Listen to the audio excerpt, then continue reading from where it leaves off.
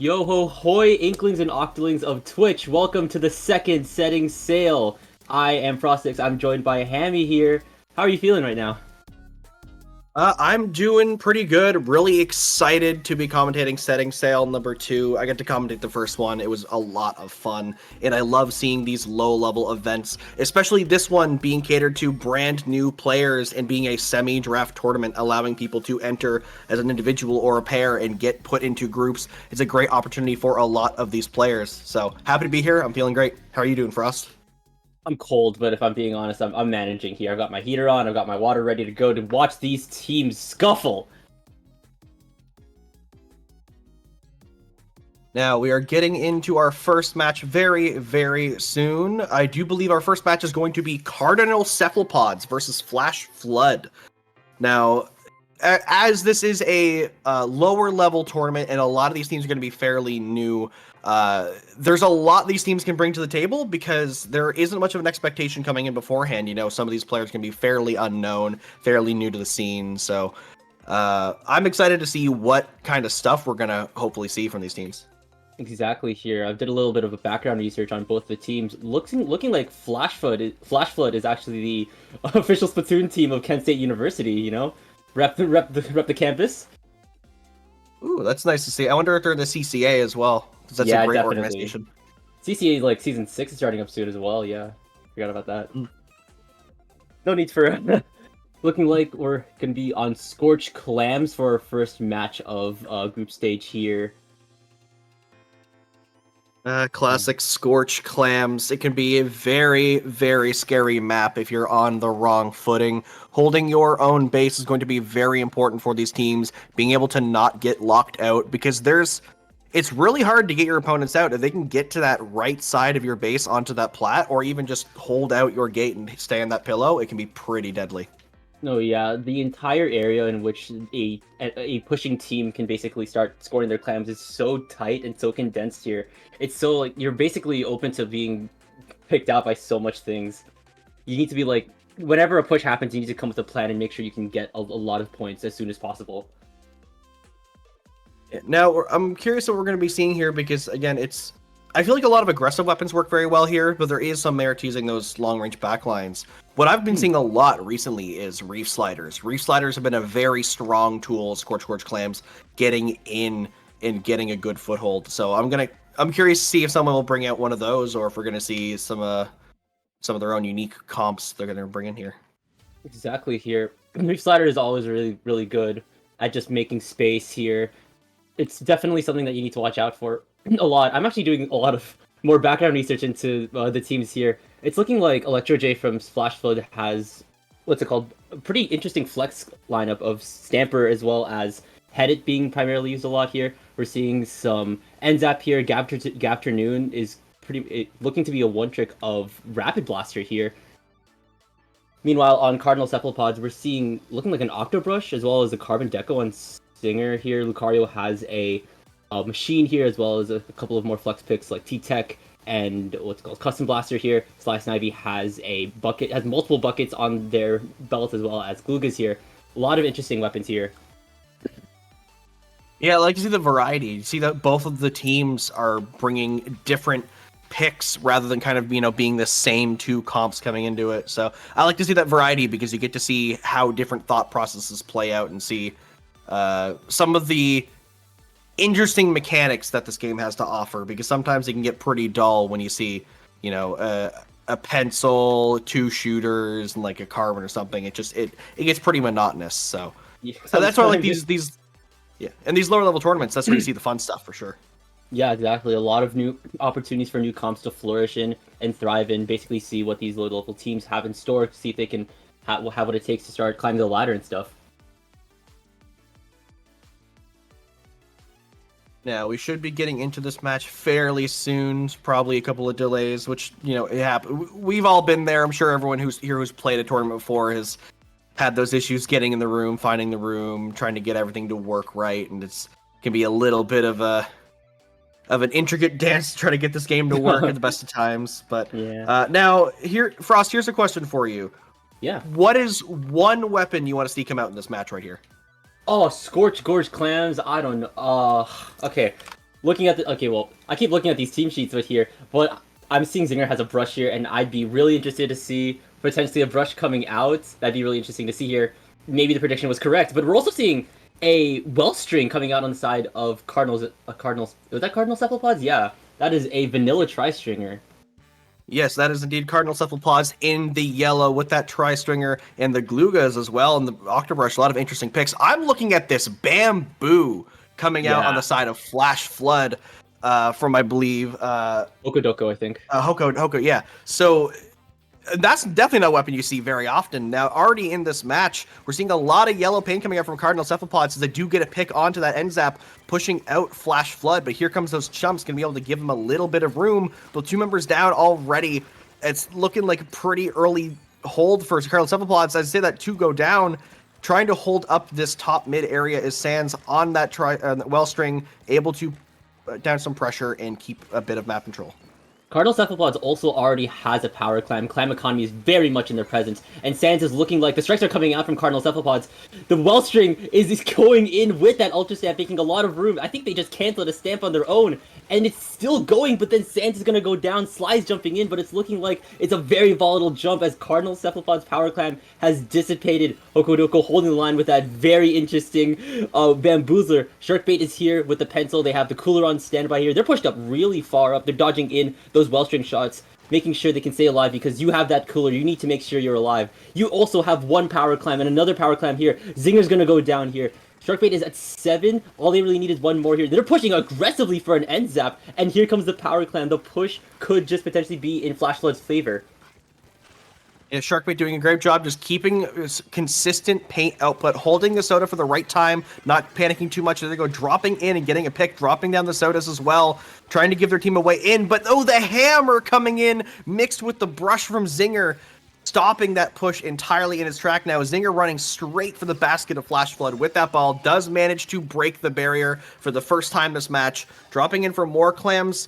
Let's see if Flash Flood can hold this out. They do get 1. Can they get 2? They have, and now there's 3, and now it's just up to the Gluga player. They have to back up. Sly unable to do much. They already got 40 points in this push, which is very, very good. So they have to just stay alive and give their team a little bit of room to come back in and not lose map control.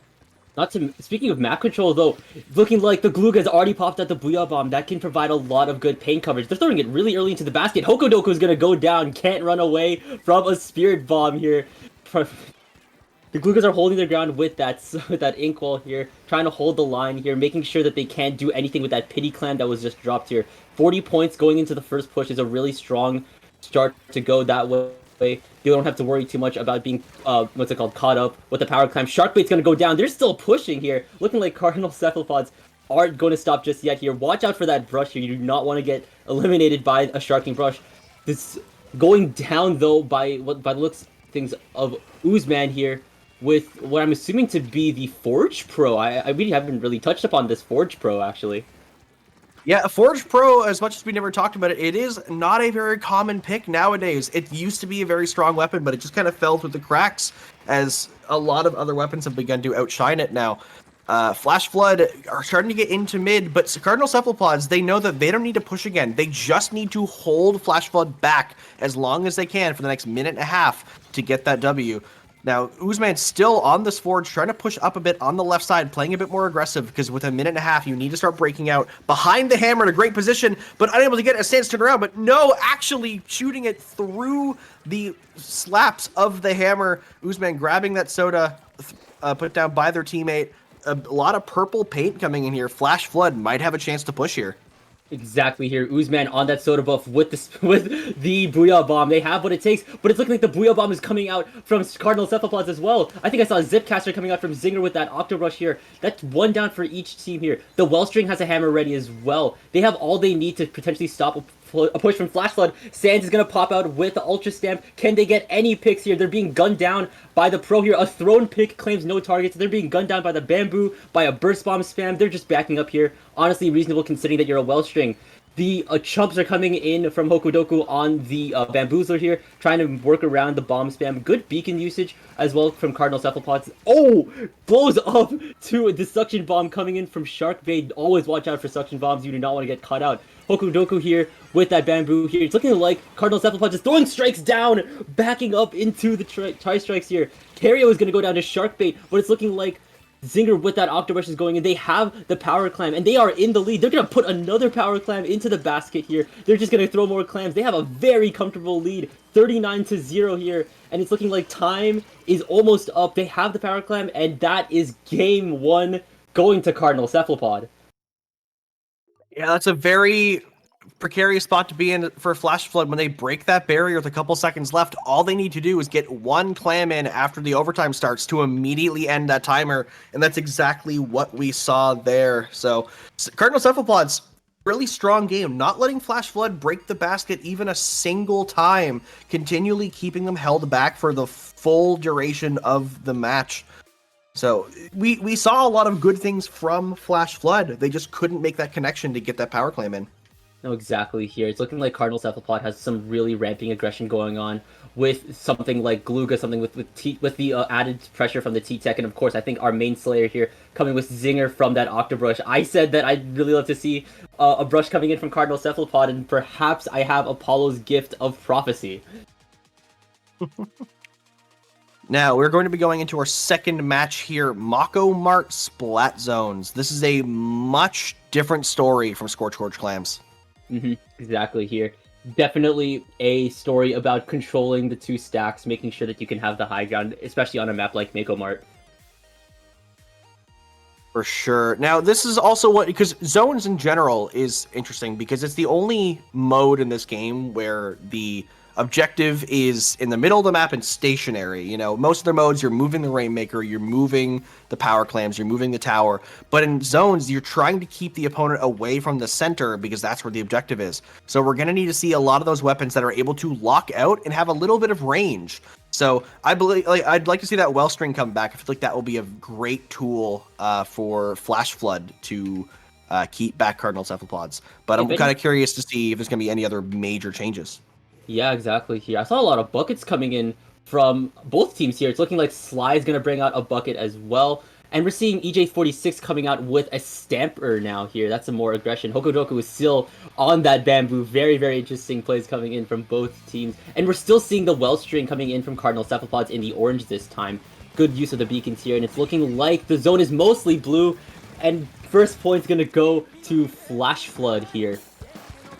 Yeah, first, they're already counting down a little bit, but not many points as both teams do go down 2. So a bit of a stalemate in the favor of Flash Flood, our team in blue here. But getting pushed back, here comes the hammer from Sands. Does unfortunately drop down because of geometry, and then the hammer gets blocked with the glass too. The hitboxes are not in the favor, though Cardinal Cephalopod's now in control of the zone, about to count down to a lead. With 2 members down, Sands is setting up and getting into that position where the Wellspring wants to be able to provide a lot of support to their team. Getting a pick with those explosive arrows. We see a Cario here on the shooter going in with Sly, moving forward together on that right side, but playing a little bit cautious here. They don't want to overcommit too much. They want to make sure that they're able to consistently hold out the zone and just start getting some picks in a skirmish here with Flash Flood. And it's looking like that's already the case because that's 2 down for Flash Flood. That's 3 down for Flash Flood. It's looking like Zinger is making quick work of their backline, moving and schmoving, making sure that no specials can come out. I already saw that the N-Zap for Flash Flood had the cooler ready, but then goes down. That's a very, very important special to cancel if you're Cardinal Cephalopods. Sharkbait's gonna go down, and Zinger is somehow still alive. They're gonna throw down the Ink Storm here. So it's looking like Uzman is in their backline, getting shut down by Zinger as well, and it's looking like this is a knockout for Cardinal Cephalopods, a 2-0 win. This is taking sets. Yeah, a fairly quick knockout there for Cardinal Cephalopods, able just to zone out Flash Flood almost entirely from the zone in the middle there. Just a lot of good coordination with their weapons, being able to just keep them out and getting a lot of picks just in the skirmishing phase. You know, it was a fairly neutral map, and they just kept repeatedly getting picks down. Every time we looked up at the top of the map, there was usually 1 or 2 members of Flash Flood down for a good duration of it. And even here, where they're all up, they can't move. You have an Octobrush on your drop, and as soon as you drop down, you're gone. So really great holdout from Cardinal Cephalopods.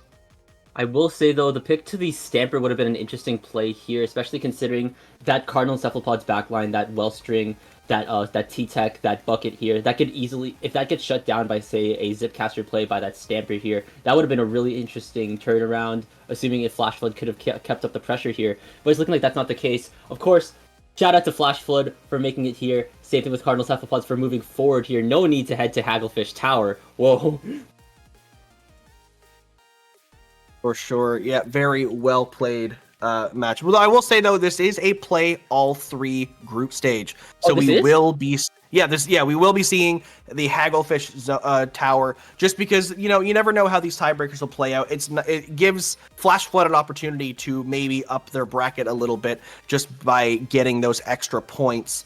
So yeah, we're going to be seeing a little bit more of these teams, which is going to be good. I want to see more from Flash Flood. I want to see them lock in and figure out a way to get through Cardinal Cephalopod's defenses. No, exactly here. This is, of course, anyone's game right now here, especially in a map like Hagglefish Tower here. And that's a really interesting pick. You usually see Hagglefish Zone. Same thing with Mako Mart. You usually see Mako Mart Tower, and it's looking like they did a little bit of a mode switch up here. One thing I like to always point out about Hagglefish Market on tower control is probably specifically, I think, the second checkpoint here. It feels like you're in a Sisyphus situation in which you're rolling up a boulder up a hill. You want to make sure you can get past that key point. Make sure your boulder doesn't roll down. Yeah, for sure. Just in general, all of the checkpoints in this map really are a bit of a struggle. That second one, as you said, being especially a struggle because you were right in the thick of it. But that first one can still be kind of difficult to get through if the opponent can set up in a great spot. And specifically, I think Flash Flood actually has a really strong comp for holding that first checkpoint if they're able to. Yeah, exactly here. A lot of pressure coming in from Oozman and Hokodoko here. The Booyah Bomb is obviously a really good special to have. It's looking like Cardinal Cephalopods has switched up to a Custom Blaster here. That's going to have like an interesting splashdown in order to contest tower to get people off of it, but as well as hold. I mean, tower control is the hammer mode, is the blaster mode. EJ46 is going to go down to Sands with that Ultra Stamp being both the back and front. Trying to throw onto Hokodoko, doesn't get any picks here, that's an air ball, but it's looking like Cardinal Cephalopods is going to start riding the tower and riding it strong. The Tri-Strikes have already come out from Cardinal Cephalopods as well here. Same thing with the Inkstorm, trying to cover a lot of paints even though they are still riding the tower here. Yeah, already the first checkpoint going to Cardinal Cephalopods. I may have cursed them in Flash Flood and saying they could have held that first checkpoint, but they do manage to get the wipe, so they will not make much progress after that. Soda's coming out for the two riders of the tower that does get broken, which actually is probably a good thing because you can get that Soda back again pretty quickly. EJ46 picking off Sands with that Stamper fairly quickly as soon as they drop in now. Flash Flood setting up for their own push. Can they get through this? We're going to have to see as here comes out the Booyah Bomb. Continuing to push forward. Oh, the direct from Cario getting two, I believe, in the middle, going down on their own, but it's still a positive trade as now Flash Flood kind of got their push thwarted. Exactly here. They're still standing their ground here. Sharkbait's going to deploy the Soda, and they're riding this tower on their lonesome. That's a very precarious situation to be in if you're the NZAP player. Try to hold your ground here. Make sure you can fight with your Stamper. Looking like the Stamper's going to go down to the bucket. That's two specials on the side of Cardinal Cephalopods ready to rip here at any moment's notice. Here comes that triple splashdown. Here comes the Tri-Strike from Cardinal Cephalopods, and they still have a Stamp. That's going to go down to Cario with that Custom Blaster here. That's a very interesting switch up. Landing some directs, making sure they can apply some pressure here. Sands is going to pop out with the Ultra Stamp, and they're looking like they're going to move past the first checkpoint, moving into the second. Sly and Cario are already moving into their spawn. They already have a player marked in, and down goes Hokodoko. They're already in, and Cario already has a splashdown ready to get potentially past the second checkpoint. Looking like they have the Stamper. EJ46 is gone down. The Tri-Strikes have already also been deployed by Cardinal Cephalopods here. Sharkbait going down to a very clean direct by Cario here, a very underestimated switch up, and that's 3-0 in the set for Cardinal Cephalopods. Cardinal Cephalopods playing that game amazingly. In those last probably 30 to 45 seconds, we saw just the ability of their coordination. We saw from the POV of Sharkbait, the NZAP player on the side of Flash Flood, going through a series of trials with all the specials getting thrown at them, and then seeing the rest of their team go down, Hokodoko being the last one alive, in a familiar sight of Hokodoko versus the world against this team of Cardinal Cephalopods. They do get chased down here in this replay right as I'm talking about it. And yeah, at that point, they get the second checkpoint and there's nothing much they can do. They're staggered on their run back in. They have specials ready, and Flash Flood just didn't have a ticket to prevent what Cardinal Cephalopods were bringing in. Exactly here. Like I said earlier in that Clams match, a lot of ramping aggression coming from Cardinal Cephalopods. Lots of pressure applied with Zinger on that brush, but also Cario on that blaster pick here. GG's to both teams for making it here to setting sail.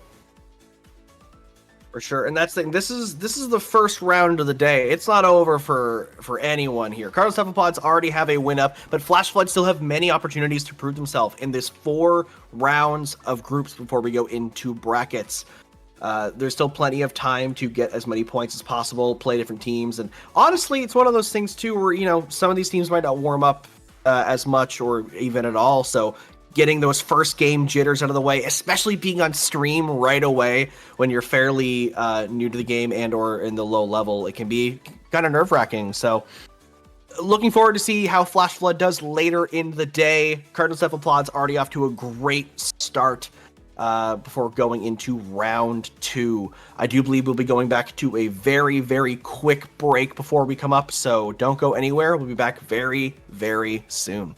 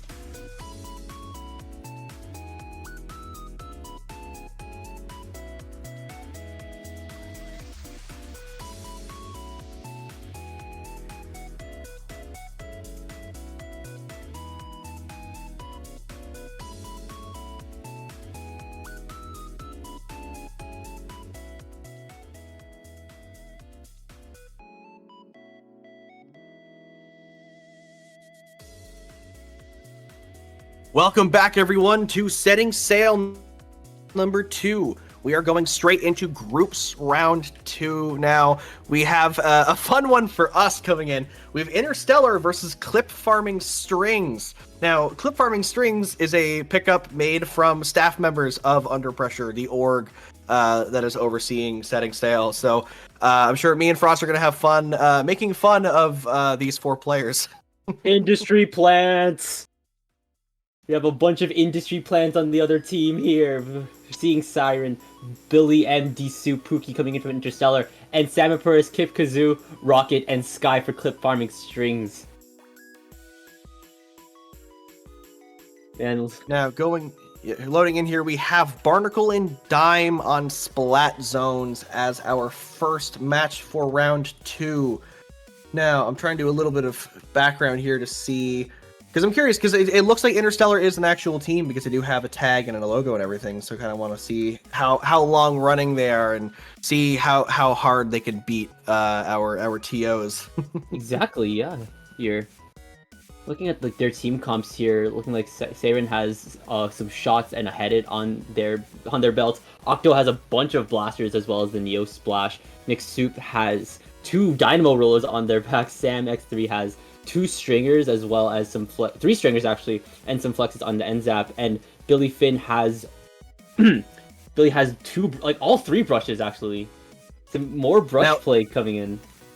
Something I'd like to point out is Interstellar are your runners up from Setting Sail number 1. They came in second in the gold bracket, so pretty strong team coming in here. So we're gonna see how Clip Farming Strings is gonna fare. You know, if they can pull some strings in the background and manipulate the tournament to get them the win, because Interstellar looks like a pretty strong team.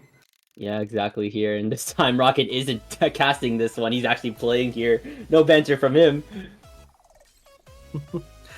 Yeah. Now, I'm curious what we're gonna be seeing. I personally, for Barnacle and Dime, I do like to see those weapons that can utilize those flanks very well. So I'm going to be looking forward to seeing any of those hyper-aggressive weapons that just frame one are going to go straight down the left or right street and just go for some picks immediately.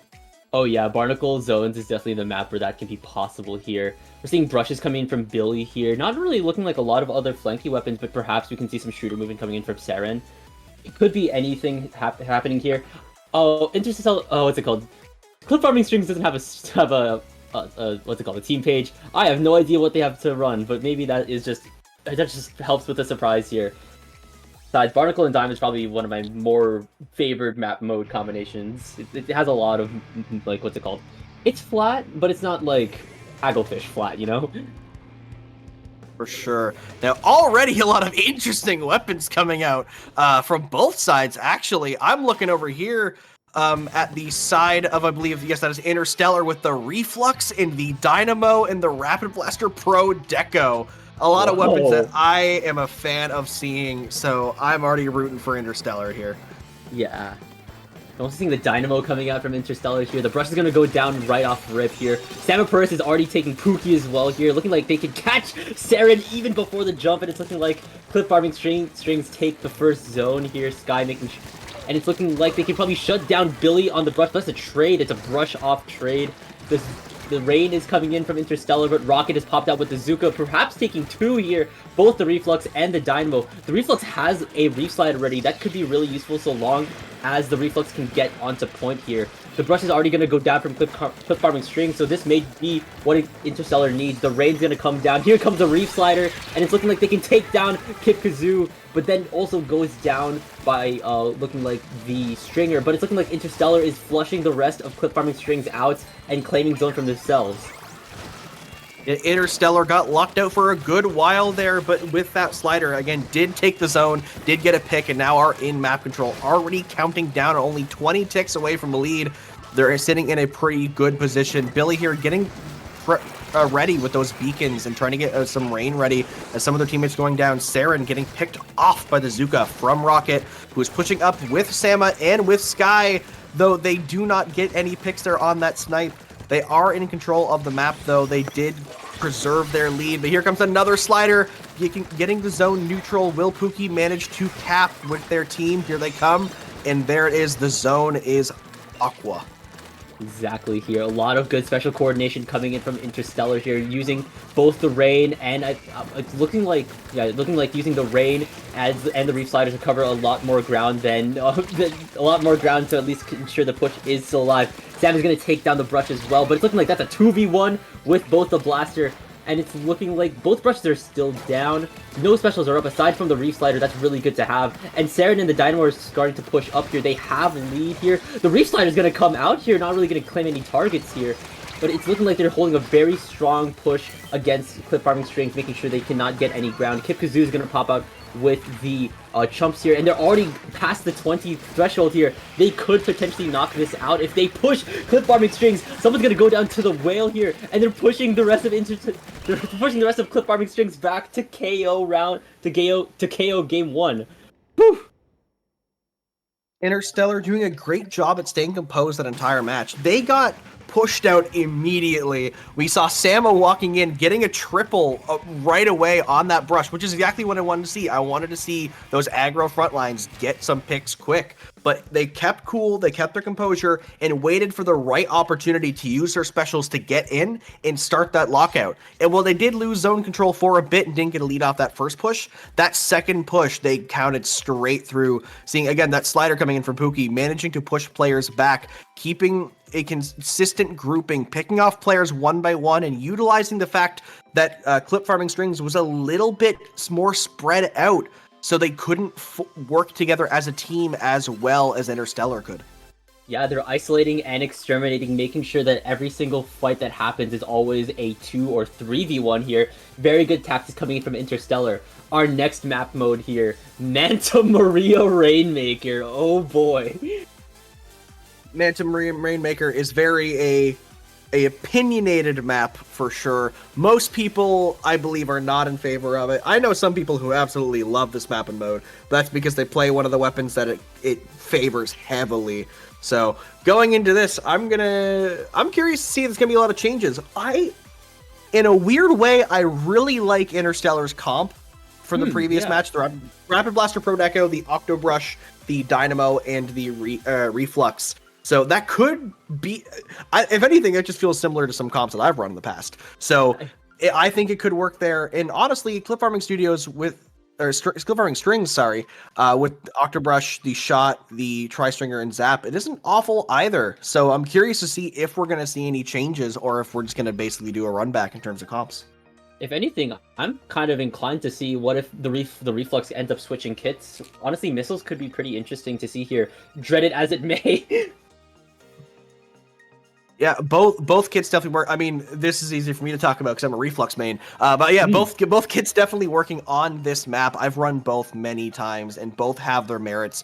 Missiles, most likely the better one. Missiles have a great opening on this map, actually. If you run on the right side with a Reflux, you can get your missiles before anyone can get to the Rainmaker, and you can get the coveted 5-person missile where you missile all 4 players plus the Rainmaker shield and get the 5 targets, which is very satisfying. So yeah, definitely. Yeah, these teams could bring out the same comps, and I'm curious as we're loading in.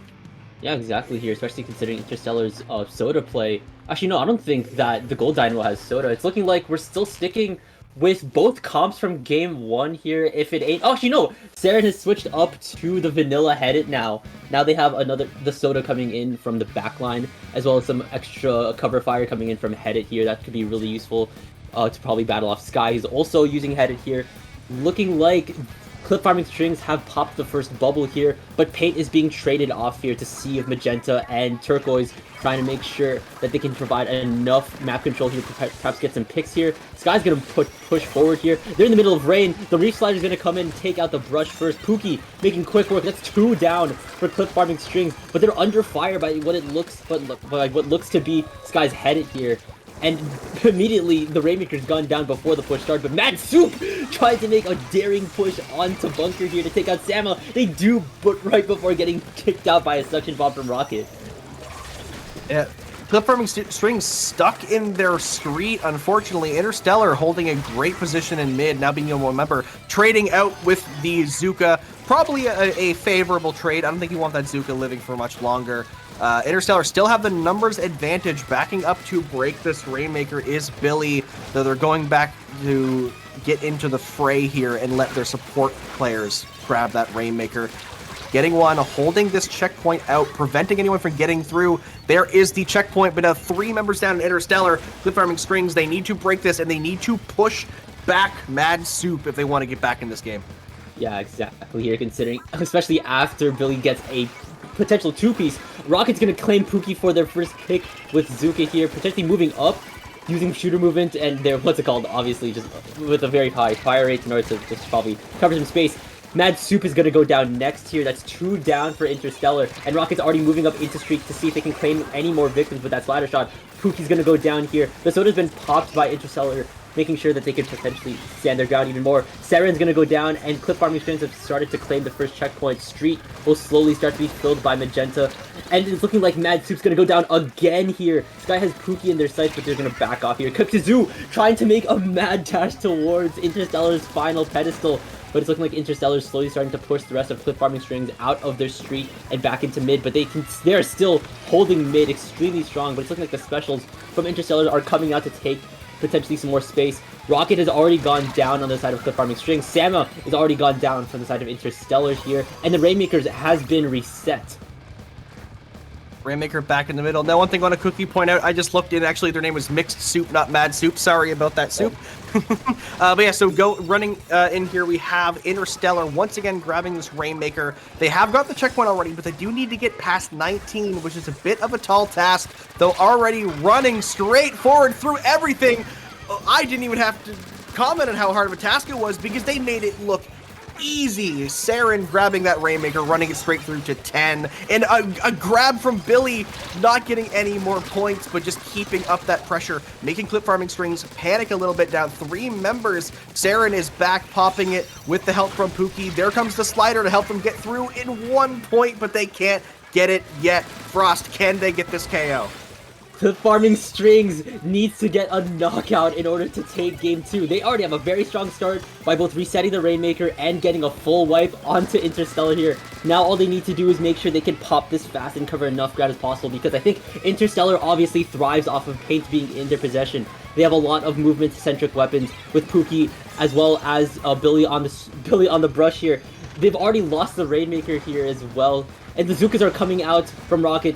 The chumps are coming in from Kip Kazoo. Gonna go down to Saren. Saren's gonna go down to Rocket. Rocket's just in their face, trying to make sure to disrupt as much things as possible. They're still alive as the Rainmaker goes down, and it's looking like they have 1 minute left to get this knockout. Emmy, this is intense. Yeah, a fairly big rumble happening there. Things going back and forth now. This is still in the favor of Interstellar. They want this to happen. They want these big fights in the middle of the map where nobody is gaining any advantage, because as this clock ticks down with 37 seconds left, Interstellar are sitting pretty. They need to get knocked out if they were to lose. So Clip Farming Strings need to find a way to get a wipeout, and quick, because there's 25 seconds left. They have a great positions on the side of Interstellar, so Clip Farming Strings need a way to get forward. Exactly here. Samapurus is already moving in, but they're going to get canceled, run over by Pookie with the Reef Slider here, and Pookie's going to claim 2 with a charge slide by that Reef Slider here, and they're flushing out the rest of Clip Farming Strings in mid, and it's looking like they're going to claim the Rainmaker, and perhaps even make one final push to style on the rest of the Under Pressure staff, claiming game 2. Saren grabbing that Rainmaker, holding it, and jumping around in the middle because they know they've won that match. No one can reach them. That is a 2-0 for Interstellar over Clip Farming Strings, but this is a play all 3, so we will be seeing our 3rd match against these 2 teams coming up. But Interstellar showing that they are the number 2 team from the last setting sail, and they're ready to be the number 1 this time around. So great playing from them so far. In just like a lot of these consistent picks, see like the confidence in it. Pookie knowing I can hit this Reef Slider, this is free. I can walk in here and get these shots. These are free. Support my teammates, and just you can tell that they've played a lot together and they know what they're doing and they're ready to keep it rolling. And once again, isolating and exterminating, making sure that the fights are never within Clip Farming Strings' favor here. Our 3rd map mode, Undertow Spillway TC here. lots of left-sided battles, in my opinion, because that's where all the fights happen on Undertow TC. Yeah, definitely. Now this is a much more common and appreciated map mode combination as opposed to Manta Maria Rainmakers. So hopefully Clip Farming Strings will be a little bit more comfortable here and maybe can generate a bit more opportunities. Once again, curious to see how these weapons are going to change, because in the last match we didn't see, with the only weapon changes we saw Saren and Sky both switch to a Vanilla Headit, and we saw Mixed Soup switch to the Gold Dynamo instead of the Vanilla Dynamo. Other than that, the comps were, I believe, the exact same.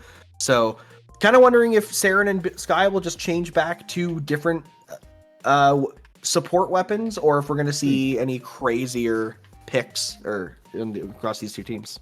If anything, Captain Saren, we've already seen them with the shot. I mean, we've already seen them on, what was it? We saw them last time on Rapid Deco Pro, right? Yeah, Saren played Rapid Blaster Pro Deco and then a Vanilla Headit.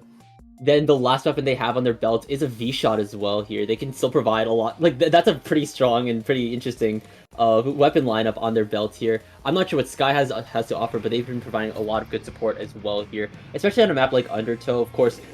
It's the Blaster map, and we're seeing Saren switch onto the Rapid Pro Deco here. Sky's going to switch to the End Zap, and we're seeing a bucket come out of a Tri-Slosher, as well as a not a Vanilla Blaster, but a Custom Blaster coming in from Clip Farming Strings here. Yeah, now, I would like to point something out.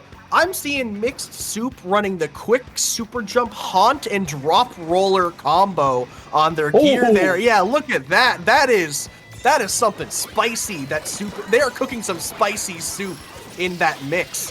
Now, Saren climbing up to this tower with Billy, already pushing through this first checkpoint, less than 30 seconds in, unable to get it, as Rocket on that blaster does get the pick, getting picked off by a Zip, which then gets picked off by a Zap. We are seeing a chain reaction of picks here, and we're not even a minute in the game. Not to mention, not to mention the fact that Pookie has finally switched to the vanilla, what's it called? The Vanilla Reflux. The missiles are finally coming in from Interstellar here. That's going to be something for Clip Farming Strings to watch out for. But if anything, Interstellar needs to watch out for the splashdown that Rocket could provide as well. It's looking like here Pookie's going to go down to Kipkazoo. That's a very, very far pick. And they're just flushing the rest of Interstellar out of mid here. A lot of chaos going on in the mid of Undertow Spillway. They're starting to ride the tower, Kipkazoo, but they're being blocked off by what's looking to be Saren on the Rapid Pro Deco here, making sure they can potentially charge some specials here. Rocket has a splashdown, but at the same time, Pookie has the missiles. It's still anyone's game. No one has really made it exactly far. Interstellar has a 66/89 lead here. They are in the lead here, but don't make any silly mistakes, because, of course, one mistake could mess up an entire game. Yeah, this game can be very volatile. One wipeout could spell disaster. This is a fairly close scoreline right now. Clip Farming Strings still need that first checkpoint, but the first checkpoint on Undertow Tower is kind of a pushover. It doesn't require a lot to get it. Rocket trying to get the splashdown picks on two members, but the geometry not in his favor as he goes down in the 1v2. Two members down on the side of Interstellar as well as Clip Farming Strings, but this tower is moving. Clip Farming Strings trying to get the lead. Will they get it? Yes, they do. Going on to the second checkpoint with actually a numbers deficit, as Interstellar now has all four members up. Yeah, it's looking like the rest of Interstellar are starting to flush everyone back here. We have Mixed Soup on the Dynamo, barely making it to get two picks, but then running out of ink. The Soda has been deployed here, and now it's looking like Interstellar is starting their push here. Sarah has deployed the Whale here, and it's looking like the rest of Clip Farming Strings are very, very pushed back here, as they're going to start to make it past the second checkpoint, reclaiming the lead in their favor. And they're still going here. They could potentially get a lot more picks. Mixed Soup going to take down Samakuris as well, and it's looking like they're the last member of Interstellar getting picked down by Kipkaboo here. Yeah, by the Tri-Stringer, making sure that they could at least provide a lot of support from that ledge here. That ledge grate is extremely powerful to be in, especially if you're a backline. Definitely a powerful position to be in, but still unable to defend that second checkpoint from Interstellar. Clip Farming Strings have 1 minute and 45 seconds, so still a lot of time, but they need to get to that second checkpoint, which can be kind of scary because it is one of those double-decker checkpoints that has a lot of points to get through. There's Billy on this zip, kind of flying around, just causing a bit of commotion, just, you know, making sure that no one on clip farming strings is in a good position to do anything, because they do want to kind of stall out here. As much as they are going for a bigger push, all they need to do is keep this lead, but they could go for a KO and, you know, kind of get a bit more flair. Mixed Soup throwing in slaps as much as they can. The 3 members of Interstellar going down. Sampri getting another pick on that tri-slosher. They have the jet ready, pushing forward. Are we going to see a jet here? There it is in the air and getting picked off immediately by, I believe, a direct from Saren on the RBPD. You do not want to get shut down by anti-air technology showcased by Saren, being immediately followed up by a whale here. A lot more presence from Interstellar here. That's a very strong 14-60 lead here. Without a direct onto Sky here, being followed up by Billy. Billy's going to go down to Rocket. Rocket still has the splashdown ready to rip. Here it comes. Can it claim any targets? The geometry was in their favor, taking out Pookie here. That's very strong here. No missiles. No more for Interstellar, and Rocket is still moving in, making sure they can provide some more support by marking them with that with the point sensor here, but obviously going to have to back up here. They have 19 seconds and counting to make sure they can get back a very, very insane lead here. Rocket's going to go down to Mixed Soup here. The missiles are going to come out from Pookie, and Mixed Soup is just holding mid down with the Dynamo. Perhaps the whole Haunt thing that you mentioned is going to be the farming strings last hurrah here, and that's a 3-0 here.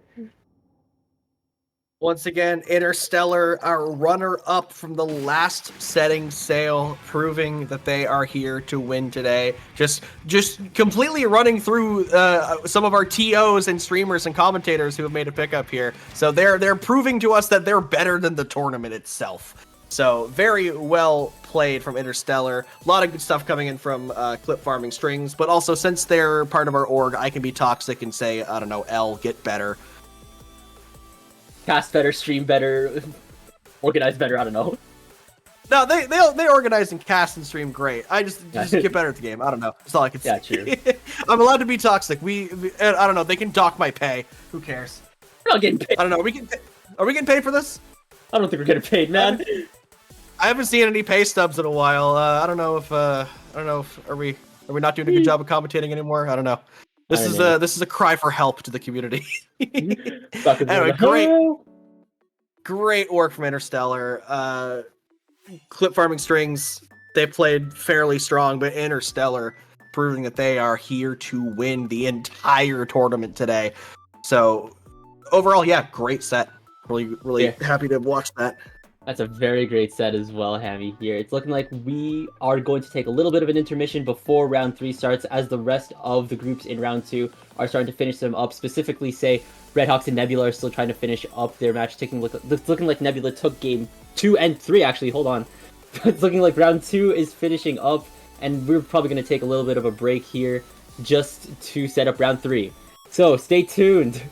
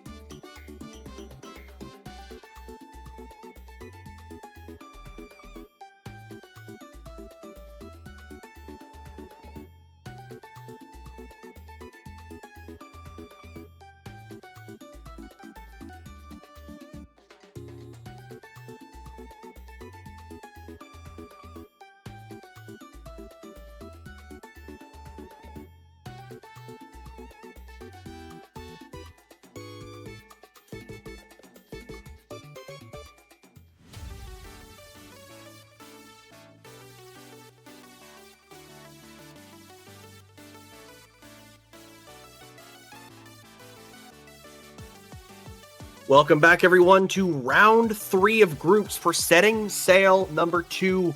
Once again, I'm Hammy, joined here by Frost, and we're going into a match between Celluloid Mafia versus Nebula. Shout out to these two teams for going 2-0 in both rounds here. They have both of these teams have a perfect win rate here, but at the same time, they're seed 5 and 18 respectively here. It is still anyone's game for this third round of groups here.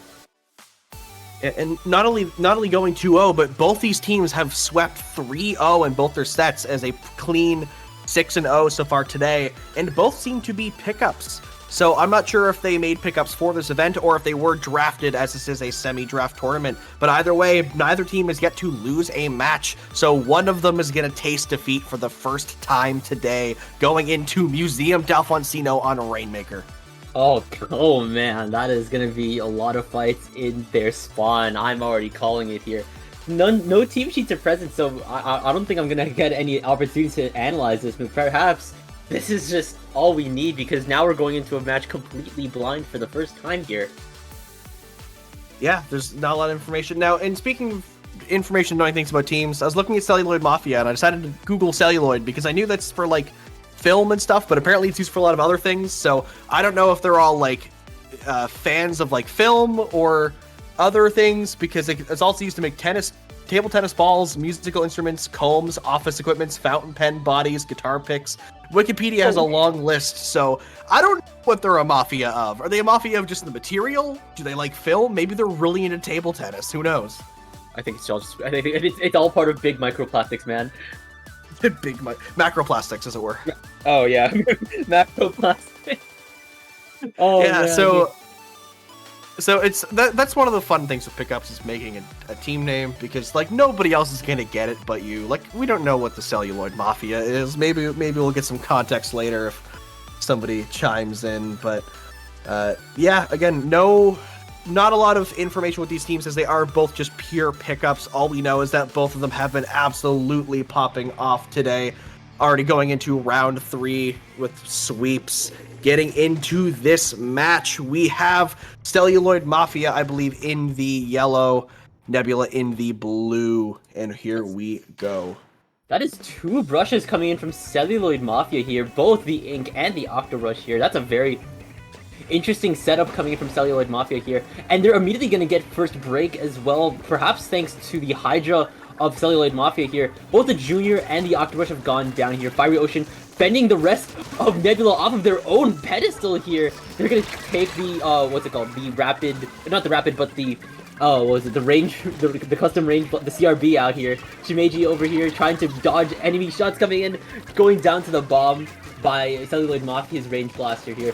No one has picked up the Rainmaker, but it's looking like Celluloid Mafia is probably making sure that they could get a lot of picks possible to lift the pressure off of their back as they begin their first push. The CRB has already started to pop the Kraken, And the first checkpoint is going to be claimed by Celluloid Mafia before going down to Shimeji on the Hydra? That's headed.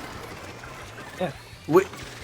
As expected, Celluloid Mafia with that highly aggressive comp, the double brush in CRB, already getting a lot of picks, already getting the first checkpoint and popping, grabbing and going. A double kill coming out from Fiery Ocean on that ink brush. Make that a triple. I think they went for the quad, but the game ended before they could even do it. It was that quick. And Celluloid Mafia already KOing and giving Nebula their first taste of defeat for the day.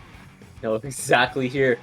Nebula had a lot of slow but also very, very powerful weapons in terms of firepower, but of course, perhaps this isn't enough to counter Celluloid Mafia's insane aggressive presence here. The brush is being protected by both the cover of, say, a Kraken or the cover fire of a Hydra here, and they're just moving in here. You already see that, like, here, I swear, I saw the ink brush. They popped the hammer and got two! They got two with the hammer!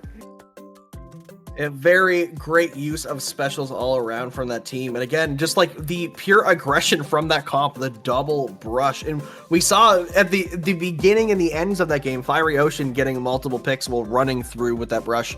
Celluloid Mafia making it a quick one that we didn't even have time to properly talk about the rest of what was happening in that match. Because we saw very different comps from both these teams. Celluloid Mafia running very aggressive, but Nebula very supportive and passive. They had a Junior, an Orange End Zap, and a Headit. 3 support weapons, all for their CRB player. Yeah, exactly here. That's very interesting to see what they could potentially do.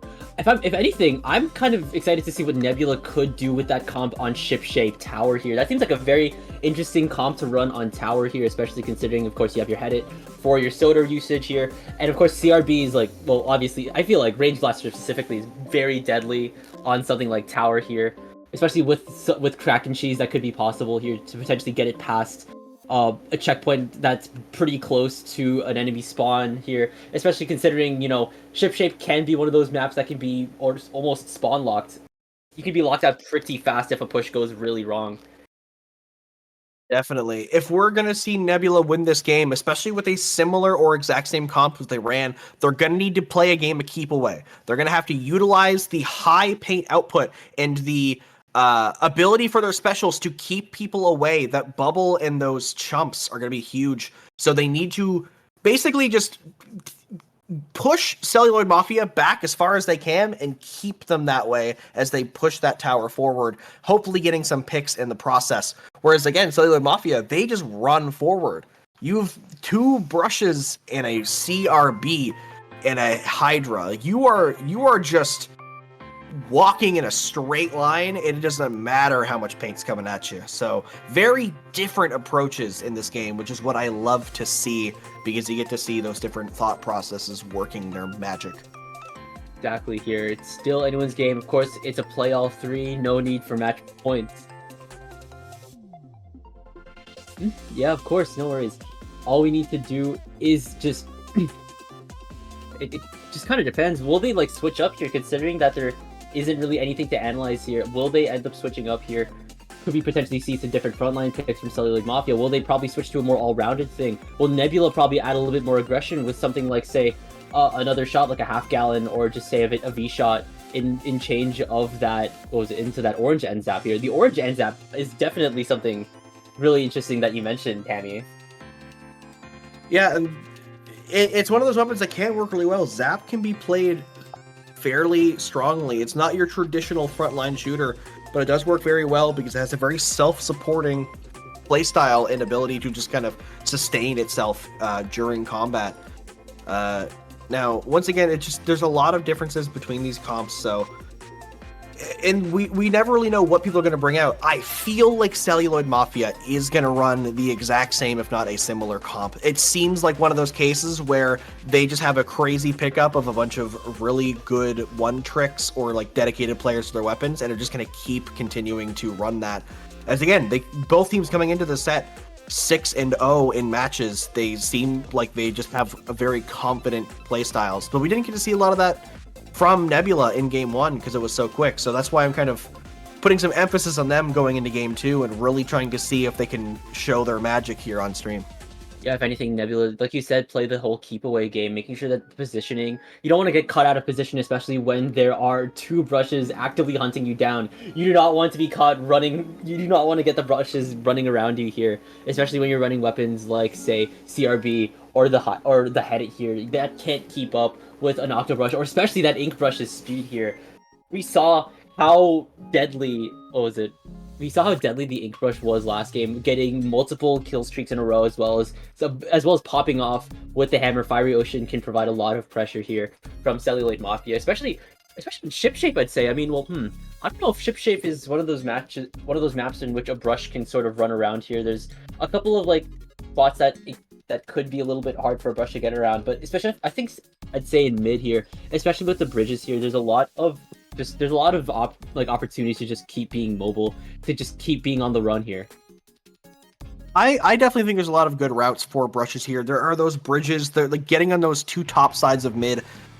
There's a lot of avenues to run around with the brush, but it's not free open range. There is kind of set paths to go. As you see the exact same comp from Celluloid Mafia, and a bit of a switch up here from Nebula. We are seeing a pain brush coming in instead of that junior from I don't know how to pronounce it, sorry, Iringi.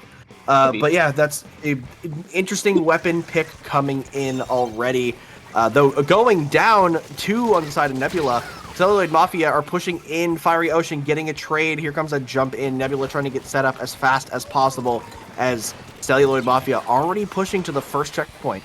If anything, Fiery Ocean got a double kill immediately at the start of the game.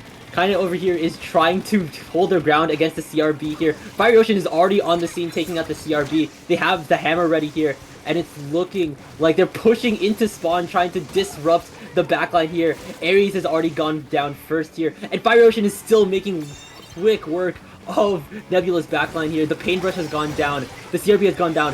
Rysali is already going in here with the Kraken taking out Shimeji here. And they're already moving past the second checkpoint. They're already moving into the third. They're being disrupted by the Paintbrush. The Booyah Bomb has gone down here. And it's looking like that was another blitzkrieg into game 2. That is exactly how Celluloid Mafia wanted that match to play out. You put Kane, your Hydra player, on that tower, and you have T-Clink and Fiery Ocean on those brushes running around in circles, Rysali on that CRB, just getting those directs, cleaning everything up in between those two lines of just powerhouses. And Nebula just didn't have a lot of space to maneuver here. We saw a couple of good picks, a couple of trades from them, but there was just so much pressure from the side of Celluloid Mafia. Exactly here. I said this earlier in game 1 here, but that Kraken is already going to absorb a lot of damage that could be incoming for both of the brushes here. And Kaino over here is already providing a lot of cover fire. And they even managed to cheese this last tower spot, especially considering that you're a Hydra. You're extremely immobile up against the entire team, but that Booyah Bomb managed to cover up a lot of space here. The Paintbrush really could have gotten it if they didn't back up to that Booyah Bomb here. Game 3 is going to be Roborom and Zones here, and Zones especially is one of the maps that is probably centric on a lot of paint here, and that's something Nebula has in spades here, Hammy. Definitely. Nebula have a better opportunity here, because even if they can't win the fight, as long as they're able to flip that zone and continually apply penalty after penalty after penalty to Celluloid Mafia, they can get that win. It's nice to have those weapons, especially if they can bring in something that maybe insta-caps the zone, you know, maybe a Reef Slider, maybe a Splashdown, something that can just immediately change the tides in your favor will really help them out. Already going straight into this match, they were just raring to go compared to last match. We are seeing the exact same comp once again for Celluloid Mafia, and Nebula coming in with a double Splatling, though. Oh, 2 DCs, one on each side. That is a Splatoon 3 classic right there, as the netcode is questionable for how much we like to spend on this game, but we're going to get back into the match pretty quick. We already know what weapons they want to play. Now, I'm trying to see, I didn't get to see who was on the Nautilus before the round went down, so I'm not sure which weapon they switched out. It might have been Iringi again, because they are the only member who switched in the last match. But yeah, double Splatling.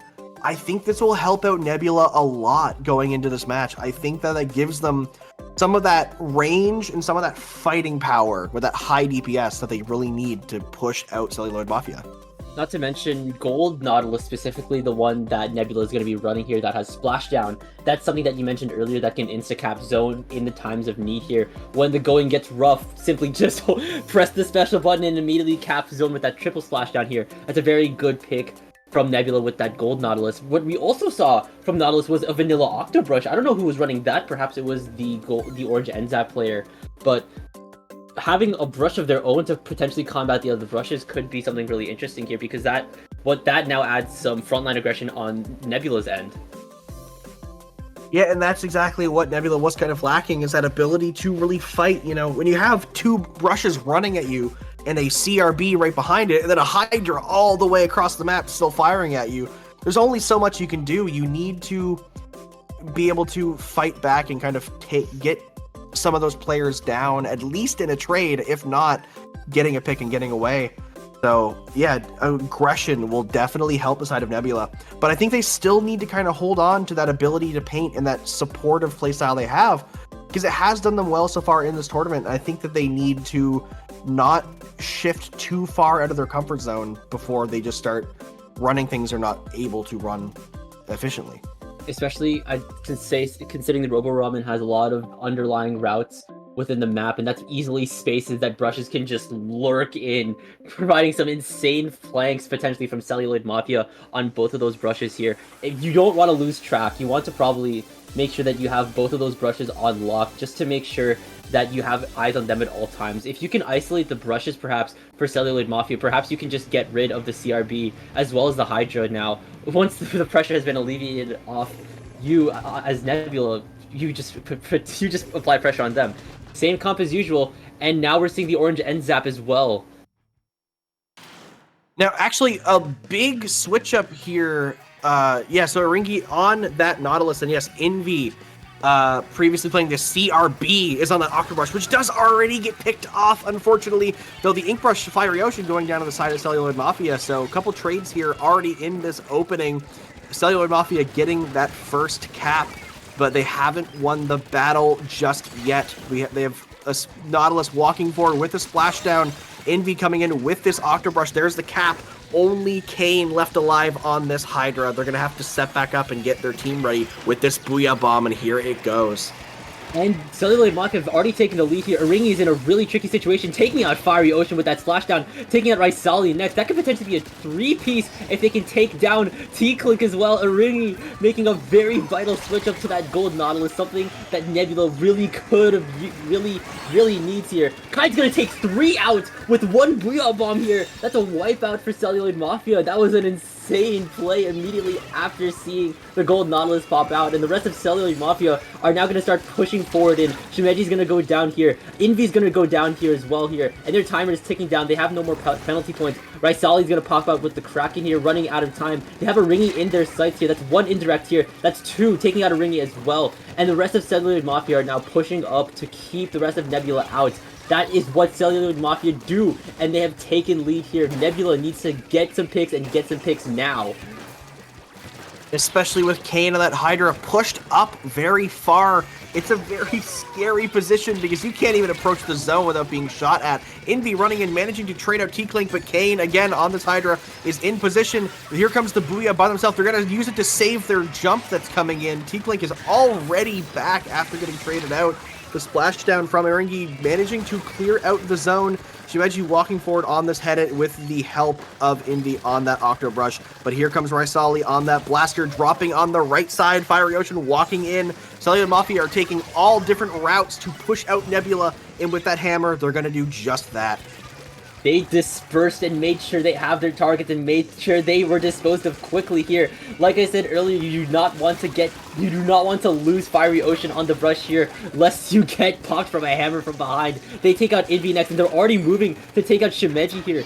Shimeji has the Cooler now. They could potentially last longer in a team fight with the buffs that are provided by Cooler here. Fiery Ocean is going to go down here, perhaps overextending. Rysali going to go down next to Shimeji. That's 2 down here. And their penalty points have ended. Their timer is once again ticking.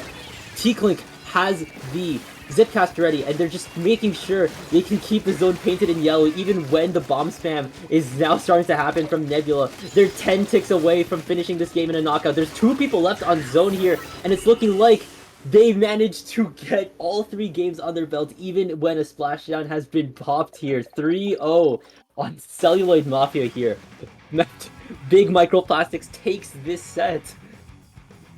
A devastating ending if you're a fan of Nebula. We saw at the end they had the setup. Shimeji got down that soda for the team, but we saw a little bit of overexcitement on the side of Nebula here in this replay. Yeah, Shimeji sets up, gets to Envy walking too far forward by themselves, cut off by a Booyah Bomb that already loses the numbers advantage. Iringi walking in by themselves, getting picked off as well. So Nebula did get a bit antsy and walked in one by one, giving T-Clink and Kane the opportunity to win multiple 2v1s in a row and keep that zone all the way down to a KO in only 3 minutes.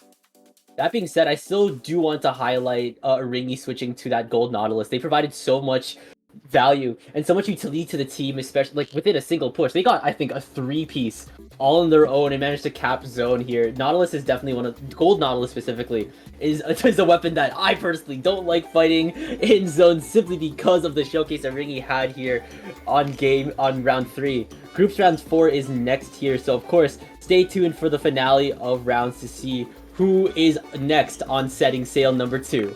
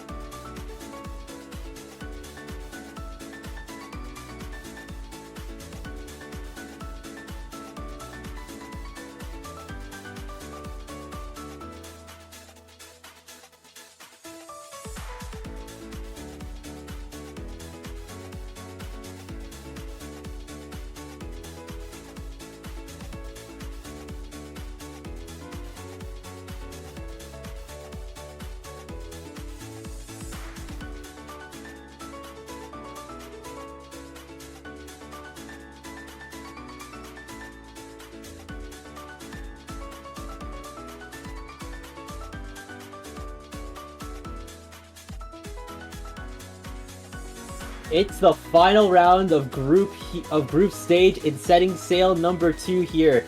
We have Papillon and Dreaming Ocean here. Two teams that are apparently full draft here.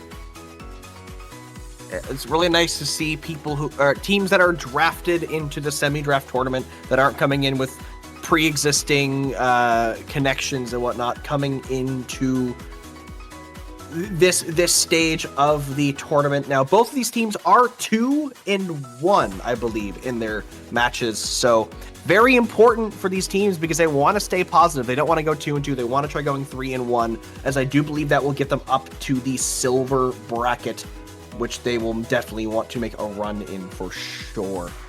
Yeah, definitely here. Our first map mode of the rotation is Crab Leg on Clams. Whoa, that's definitely something interesting. I usually see Crab Leg on Zones or on Tower. I think we're seeing setting sails perhaps of an opportunity to try some more unorthodox map mode combinations. Really interesting. Yeah, there's definitely is a map that you will see some places, but not everywhere. Now, it can also be very volatile because there's a lot of weapons that excel greatly here. Pencil is a very strong weapon here. A lot of Splatlings can be very strong. Things that can utilize those grates and move around a lot, but also weapons that can, provide a lot of cover in that ramp and in that cut area, being able to get in those front lines and be pretty annoying. So there's a lot of opportunities here, but if either of these teams run some of those meta backliners, they're going to be having a pretty smooth game as compared to if they don't have one. Yeah, exactly here. You want to make use of the high ground as well as the grates present a lot, as well as the many grates present on Crab Leg Capital. It's a map that I like to call Great City sometimes, simply because of just how much grates are there here. Of course, clam economy is also something to always be sure of, making sure that a lot of the clams are on your side of the table. That way, a push is definitely more prolonged here, especially if you can get a really strong push off here on Crab Leg Capital that is unimpeded here. You're already going to be in a really strong position here. Definitely. And now getting into this match, I am excited to see what kind of strong positions you're taking. I'm also just excited to see in general what these players have for us. Again, for those of you joining us late, Setting Sail is a low-level, entry-level tournament that is semi-draft, giving players an opportunity to try out competitive if they've been curious, as well as giving some of our lower-level players another event to continue to hone their skills in. And both these teams coming in as a draft, some of these players may be fairly new to competitive. So the nice thing about commentating these kinds of things, I like to say I'm cherry picking. I get to commentate players' first ever tournament, so I get to be like, yeah, I commentated them before they were cool. Before this player was a big player, they were, a little newbie in Setting Sail, and I get to commentate them first. So I get to spread my influence, as it were. Now, going into this first match, we're going to look at these comps that they're bringing in. Here we go here. We're looking like we're seeing a Tri-Slosher coming in from Papillon here in what looks like a green here. We're seeing Dreadringer on Dreaming Ocean in purple. We're also seeing Squelchies. That's two instances of dualies coming in from Dreaming Ocean here. A lot of movement present. We're also seeing a Range Blaster Pro here from Dreaming Ocean. And we're seeing some Headed, as well as some pretty traditional picks coming in from Papillon here. Looking like they're going to take the first pick onto the dualies here. The Splash already has the crab ready to rip, and looking like they're going to position it at mid. That's a very forward crab to apply a lot of more pressure onto the back line as well as onto mid of Dreaming Ocean here. It's looking like they're going to move the rest of Dreaming Ocean back into their spawn. That's a very good stacking of specials, as Bazooka is going to claim Shirpless as its first victim here. Watch out for the buckets though, especially since you cannot hide under a ceiling when there's that much crates. Papillon is going to claim the first power clamp, and Dreaming Ocean is already going to pop up with a crab of their own. They're going to take down C as well here, and it's looking like the clam is not moving as much here. Perhaps it's in the hands of the backline, as the rest of Dreaming Ocean is pushing towards Papillon's base to potentially hunt it down. Yep, Dreaming Ocean walking in with this vac, though about to get picked up by a bomb, just managed to stay alive, though unable to get a push going because he didn't have enough clam economy. The ball now being held by Water Lemon on that Rapid Blaster Pro, getting pushed out already. Papillon walking forward we have the Splash here, whose name is just a sad face, getting a lot of clams, getting some picks. It's just the dualies inside of Dreaming Ocean, whose name I'm not going to try to pronounce because there's a lot of symbols that I do not recognize. A barrier already being broken by Papillon, already at 56 immediately. That was a lot of clams in a small amount of time, getting funneled straight through. The crab ending to the side of Papillon, getting pushed back, but not out, down to 32 points already. 2 members down. We see them backing out and letting that push die because they've gotten everything they needed to gain. Great job from Frowny Face here, getting the anchoring and be able to get back already halfway to another crab and just playing that support role that Splashes are able to switch to fairly easily. Not to mention they've already claimed another power clam for Papillon. It's a lot of clam wins on the side of Papillon, but looking like the clam is instantly faded. No one really bothered to keep the clam alive as the rest of Dreaming Ocean is starting to claim. The rest of mid in purple El Flamo here is going to be on the backlines with that, on the sidelines with the Dreadringer here. Shirpless is going to pop down the Wave Breaker, but it's potentially going to be shut down by the Splash already popping with the crab, moving the rest of Dreaming Ocean together, but already going to go down to the Wave Breaker as well. Some good value from that Wave Breaker. The Rapid Pro Deco has the back ready here, potentially to ward off some enemy fire as a push starts, but it's looking like the rest of Dreaming Ocean does have the Pity Clam still at their disposal, ready to rip at any moment's notice. They're just trying to make sure they can quell the rest of Papillon, making sure that they don't have a lot of movement and not a lot of people to work with. C's already going to go down here, but it's looking like 2 are going to go down on the side of Papillon. Water Lemon has already picked up the Power Clam, and they're inching ever so closer towards the basket. That was 2 picks from the Ink Back, and they're throwing more clams in. That's a 29 lead they need to beat in order to get back into the lead. They're already at 59. Oblivion's going to go down to the Crab Tank. That's a very, very pushed up Crab Tank. You do not want to mess with something like that here. I just realized Dreaming Ocean has 2 crabs, if I'm not correct. No, they only have. No. They have the one. They have the one. They have a crab, a vacuum, a reef slider, and a wave breaker. Now, getting the lead in that one push is huge for Dreaming Ocean. Getting to 20 is no small feat, and when the other team's already gotten to 29, you know, sometimes it's kind of hard to get there, but they manage to just keep those clams funneling in that short amount of time they had that opportunity. Less than a minute now, the onus is on Papillon to get another push going. They have a crab ready, and they have a couple of clams spread across them, but they need to get a little bit more because that penalty of 35 is looking pretty big. Even with 2 power clams, they will not be able to take a lead. 35 seconds left now. Dreaming Ocean are pushing up but go 2 down. Papillon immediately on the offensive. You see Frowny Face here on that Splash. Getting up top mid, they look to use the crab, but decided to hold it off for a little bit longer. The whole roster of Dreaming Ocean is now alive and on the defensive. Here comes the crab. Frostbreak this last play down for us. All right, here, Water Lemon is going to be the first pick down here.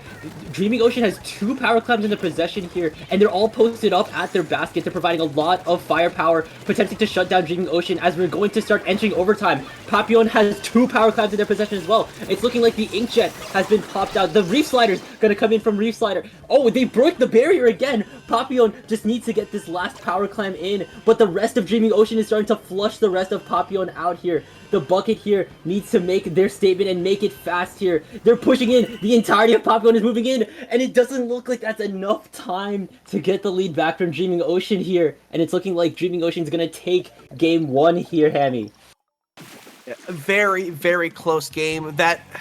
The control from Dreaming Ocean in that final push didn't let Papillon get in time. They had that power clam. We had a Splatcat on that Tri-Slosher holding it, but wasn't able to get forward fast enough. There was so much paint and didn't have enough range to contest with some of those weapons that Dreaming Ocean was running. Again, here in this replay, we're seeing that overtime.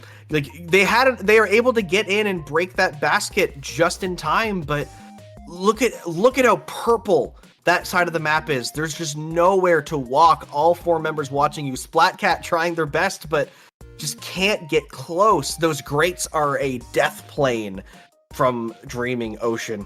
You do not want to be caught lacking in Great City over in Crab Leg Capital here. Game 1, going to Dreaming Ocean. We're going to a familiar looking place on game number 2. That's Mahi Zones here. it's looking like I think maybe well Papillon has that double dually comp here, and if you said something about like how they're maybe lacking a little bit of range here, it's definitely it's definitely something interesting here.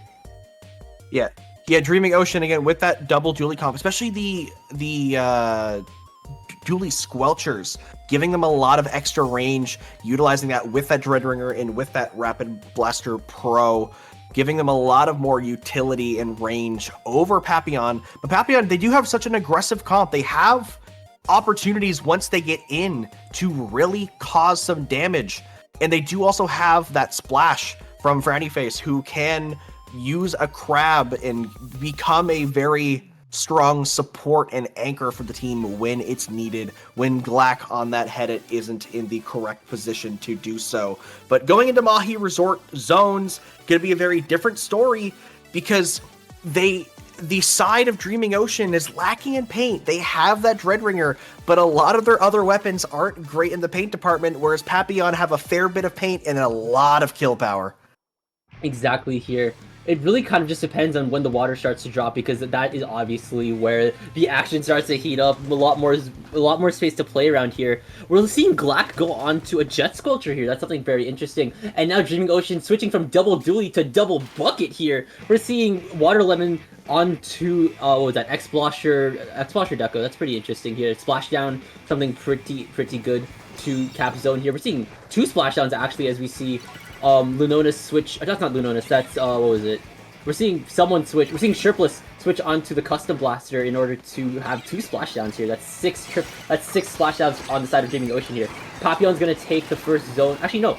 It's still anyone's game right now, as the specials are just flying out left and right. The Vac is shutting down any ink fire coming in from Papillon. The first set of splashdowns come in here. That's a crab from Dreaming Ocean. Papillon has taken the lead here, and they're just starting to fight here. And it's looking like two are down on the side of Papillon. There's a Reef Slider coming in from ready to rip onto the side of Dreaming Ocean, as Dreaming Ocean immediately takes back the lead that they lost within the first couple of minutes of the game. A Reef Slider comes in from Papillon here, and that's immediately shut down as the rest of Dreaming Ocean just counteracts with their insane amount of paint. Lunonis is in a really tricky situation. You do not want to roll off into the water while being shot down by the rest of Papillon. Yeah, we saw that slider again coming in, but it's not a guarantee. It can be a cheesy weapon, but there's ways to shut it down and paint it out. And if it's not positioned correctly, it will not cap the zone by itself. Splashdown coming in from Sherpless to push out Papillon from that ledge. Here comes the slider from Flamo. Doesn't get the zone. Can they paint enough to get it? There it is. Only one member left alive from Papillon. It is Glack on that Jet Squelcher. They have to back up and respect the numbers advantage and try to get their team back in, as they do have a Vac ready. And here it already is out. They're going to try to push back in with this potentially, as Dreaming Ocean is now taking the lead. By the way, the water has dropped here. Now the space has been unlocked here. Something like a player like Lunotis can thrive in with the space, but immediately gets shut down by Oblivion with that V-Shot that could obviously provide a lot of multi-handed support here. The Zuka has already come out to take no targets, but they have the paint here. They cap zone, and now they have 20 points in order to take back this lead. It's been a really big back and forth, a big tug of war here on Mahi Resort, and it's looking like the Custom Blaster has already gone down for the side of Dreaming Ocean. The specials, there are two specials on the side of Dreaming Ocean. The crab has come out from Lunonis here. They're already going to take out Splatcat as well. That's two down for Papillon, and Dreaming Ocean has already recapped zone here. They are still holding the lead. Lunonis is just in their face. The strikes have come out here, still not getting capped here. If anything, these two teams have already been shown to be really good at stopping these, the cheese specials from capping zone instantly. Yeah, and that's a great skill to have, is to be able to prevent weapons that can just shut down everything and just play the game their way, like those sliders. Papillon is trying to break back into the zone because Dreaming Ocean is counting down, but with two members down, they don't have enough resources to really get in. 20 ticks left. Flamo on this side, just painting as much as possible like a maniac, just to get that ground to be as nice and blue as possible. Two members left for Papillon. They can't get back to this zone, and in a complete shutout in the last portion of that game, Dreaming Ocean are taking game 2 over Papillon. Some very strong presence coming in from Dreaming Ocean here. They switched from. I'm still kind of appalled by not by their switch up, going from double dualies to double bucket here. The strength in numbers, especially with, I'd say, something like Explosher Deco here. That weapon is very... I've seen that weapon a lot on Mahi zones. The pressure it can provide with every single bit of its assets, from splashdown to its range to its impact here.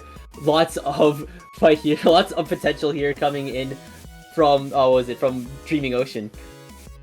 Yeah, and I do respect the change-ups from Papillon talking about comps, because they did switch up 3 of their weapons. They switched 2 weapons that can do a lot of good here. Glax switching to that Jet Squelcher off of the Headit, giving them a bit more range to kind of deal with some of the stuff that Dreaming Ocean had, considering their original comp.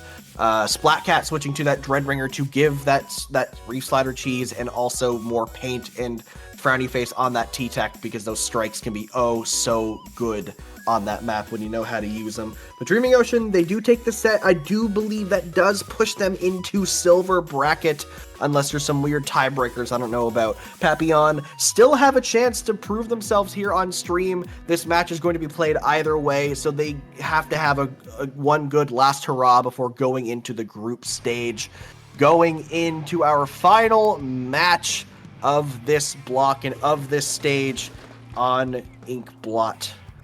Whoa, that's another complete switch up coming in from Papillon. We're seeing Machine and we're seeing Carbon Deco on this TC Inkblot match here. And it's looking like we're going to see like we're still running double bucket here on the side of Dreaming Ocean, but this time Water Lemon switching to Machine here. They're the master of all 3 buckets now. Mid is going to be a skirmish here, of course, trying to make sure Paint is on your side here. Oblivion here is going to be looking to get some flanks here, providing some new frontline aggression here. Watch out for that Carbon Lunonis, and it's looking like Oblivion is delivering Oblivion to the rest of Dreaming Ocean here. Carbon Deco, of course, a force to be reckoned with, but you know what else is a force to be reckoned with? Water Lemon. They have the Booyah Bomb ready, and they're pushing up, making sure they can play to the ledges. The Booyah Bomb has been popped, the tower has been taken, and the push is beginning from Dreaming Ocean here. Water Lemon is already into their spawn, into their front line here, tossing some sodas here, tossing some more stray shots here.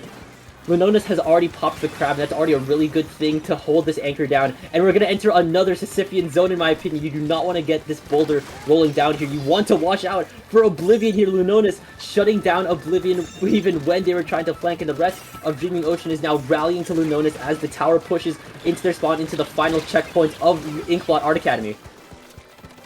Yeah, Papillon already pushed back into this corner. Dreaming Ocean pushing for that last checkpoint. There's only been 1 minute and 15 seconds, but with 3 members down now, they're going to have to back up. Lunonis, that last one alive, having to anchor on those order dualies. Oblivion on this Carbon has Azuka ready. Here it goes onto the crab, canceling Lunonis' crab immediately. And we also see Shirtless go down on that CRB, giving Papillon a numbers advantage, pushing his tower to the first checkpoint already. We have a crab there on the tower as well from Frowny Face, and now they're looking to get a push going and hopefully get to the second checkpoint in that Sisyphean zone you kind of mentioned earlier. You do not want to get the boulder rolling down here, and the pressure on Lunonis is insane here. The Frowny Face is pushed up, but then getting shut down here. The crab that both teams have on their arsenal is obviously keystone into making sure they can survive these very key choke points, like here, checkpoint number 2. And the Zuka has already come out from the side of Papillon here. Frowny Face is going to get shut down by a very sneaky Lunonis here, but not to get shut down by Oblivion. Splatcat's going to pop out with the Booyah Bomb. Going to go get shut down by Shirtless by the looks of things here, by an Auto Bomb here. And they're already going to get more fired by both, but they're going to get shut down here. They're under a lot of pressure from both the Zuka. Not from Zuka, from both the Machine as well as the Splash here. That's a duel with the Splash. Frowny Face is going to take down Shirtless here. Potentially going to get 2. Not so fast here. Water Lemon is going to be sharking on the tower, calling down Shirtless to their location, making sure that there's presence at mid, and presence they apply with sodas, with Machine here. And they're going to get shut down by a Burst Bomb. Is that Oblivion in their wake? Oblivion's going to take down Water Lemon here. They need to get out of there and fast. And they need to get back this lead. It's 32-75 with 2 minutes left on the clock here. We're back to checkpoint number 2, back to checkpoint number 1. Oblivion just needs to make their way onto the forward platform here. Frowny Face's crab has been shut down here with the Reef Slider. Yep. a lot of back and forth for a good minute or two there as both teams kind of kept going down 2 and then getting a 2 on the other side and never really getting a defining pick that could help them start a push. We did see Papillon push towards that second checkpoint once again, but I didn't really get it. Now 3 down, and the last member has to jump out to play it safe, get ready back for their team. Dreaming Ocean now have an opportunity to push once again. Minute and 15 seconds left. It's not a great position for Papillon because you need as much time as possible if you're going to want to break back in here. 2 members down. Flamo walking forward, getting the assist. All it's left to Oblivion on that carbon, has to sneak in, does get picked off in the bats. Here comes the slider pushing people out. It's a complete shutout here for Dreaming Ocean as Papillon are struggling to break back in. There goes the last checkpoint. 7 ticks, 1 member left alive. There's the wipeout, and if they get back on the tower, that's gonna be game for Dreaming Ocean. No, the prevention from Splatcat. Okay, there it is. They gave me a little heart attack there. Dreaming Ocean taking this set 3-0 over Papillon. That's a very stellar showcase coming in from Dreaming Ocean, making sure they provide a very dominant presence on the rest of the map here. For the duration of the game, they had a very strong lead into the beginning pushes of the game, and they just kept that presence going. Even when Papillon had a lot of new threats to worry about, especially with Oblivion on that carbon roller.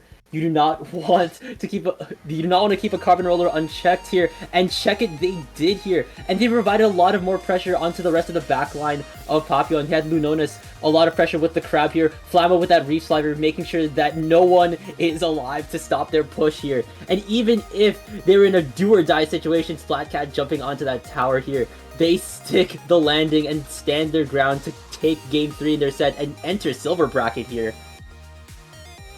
Yeah, great efforts from both sides against Splatcat getting in the tower last second there. The dream was alive, but there wasn't enough to win a 1v4. Dreaming Ocean, as you say, I believe going to silver bracket. Papillon, I believe, also going to bronze bracket. So both teams get to play some more games coming up. But unfortunately, neither myself or Frost will be here to do so, as we are getting ready to bring in 2 other commentators to give you the action from the gold bracket of Setting Sail 2. Sasu and Neptune are going to keep you guys in good hands. I'm very excited to watch them commentate. But before we go, Frost, where can the people on the internet find you? The good people of the internet can of course find me on the site formerly known as Twitter at TK_Frostix. You can find me on Blue Sky, same thing, Frostix Blue Sky got social. You can find me on Discord at simply Frostix with a lowercase f. And side note, I'm writing a web novel recap here on Wattpad. That's aside from the points. Hemi, where can the good people of the internet find you? You can find me literally everywhere at Hammy in the Wall, but most importantly and most actively, you will find me on Blue Sky at hitw.inc. I like to post stuff there and do things. I recently put out a YouTube video that I think all of you should watch because it's all about motivation to play competitive Splatoon and get better. And it's perfect for a tournament like this where people are really getting into the comp scene. But that's enough about us. We'll stop being selfish. We have Sasu and Neptune commentators coming up very soon, as well as Gold Bracket. You're not going to want to miss any of the action from Setting Sail 2, so don't go anywhere.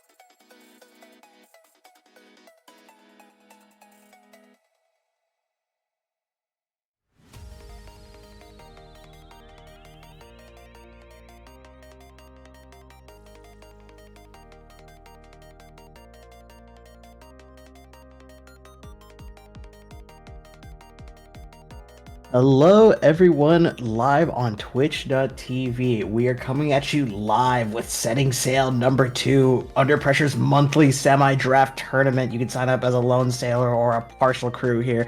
And coming up next today on stream, we're going to be having our first round of gold bracket here. We have Greg. That's it, versus drinking your milkshake here.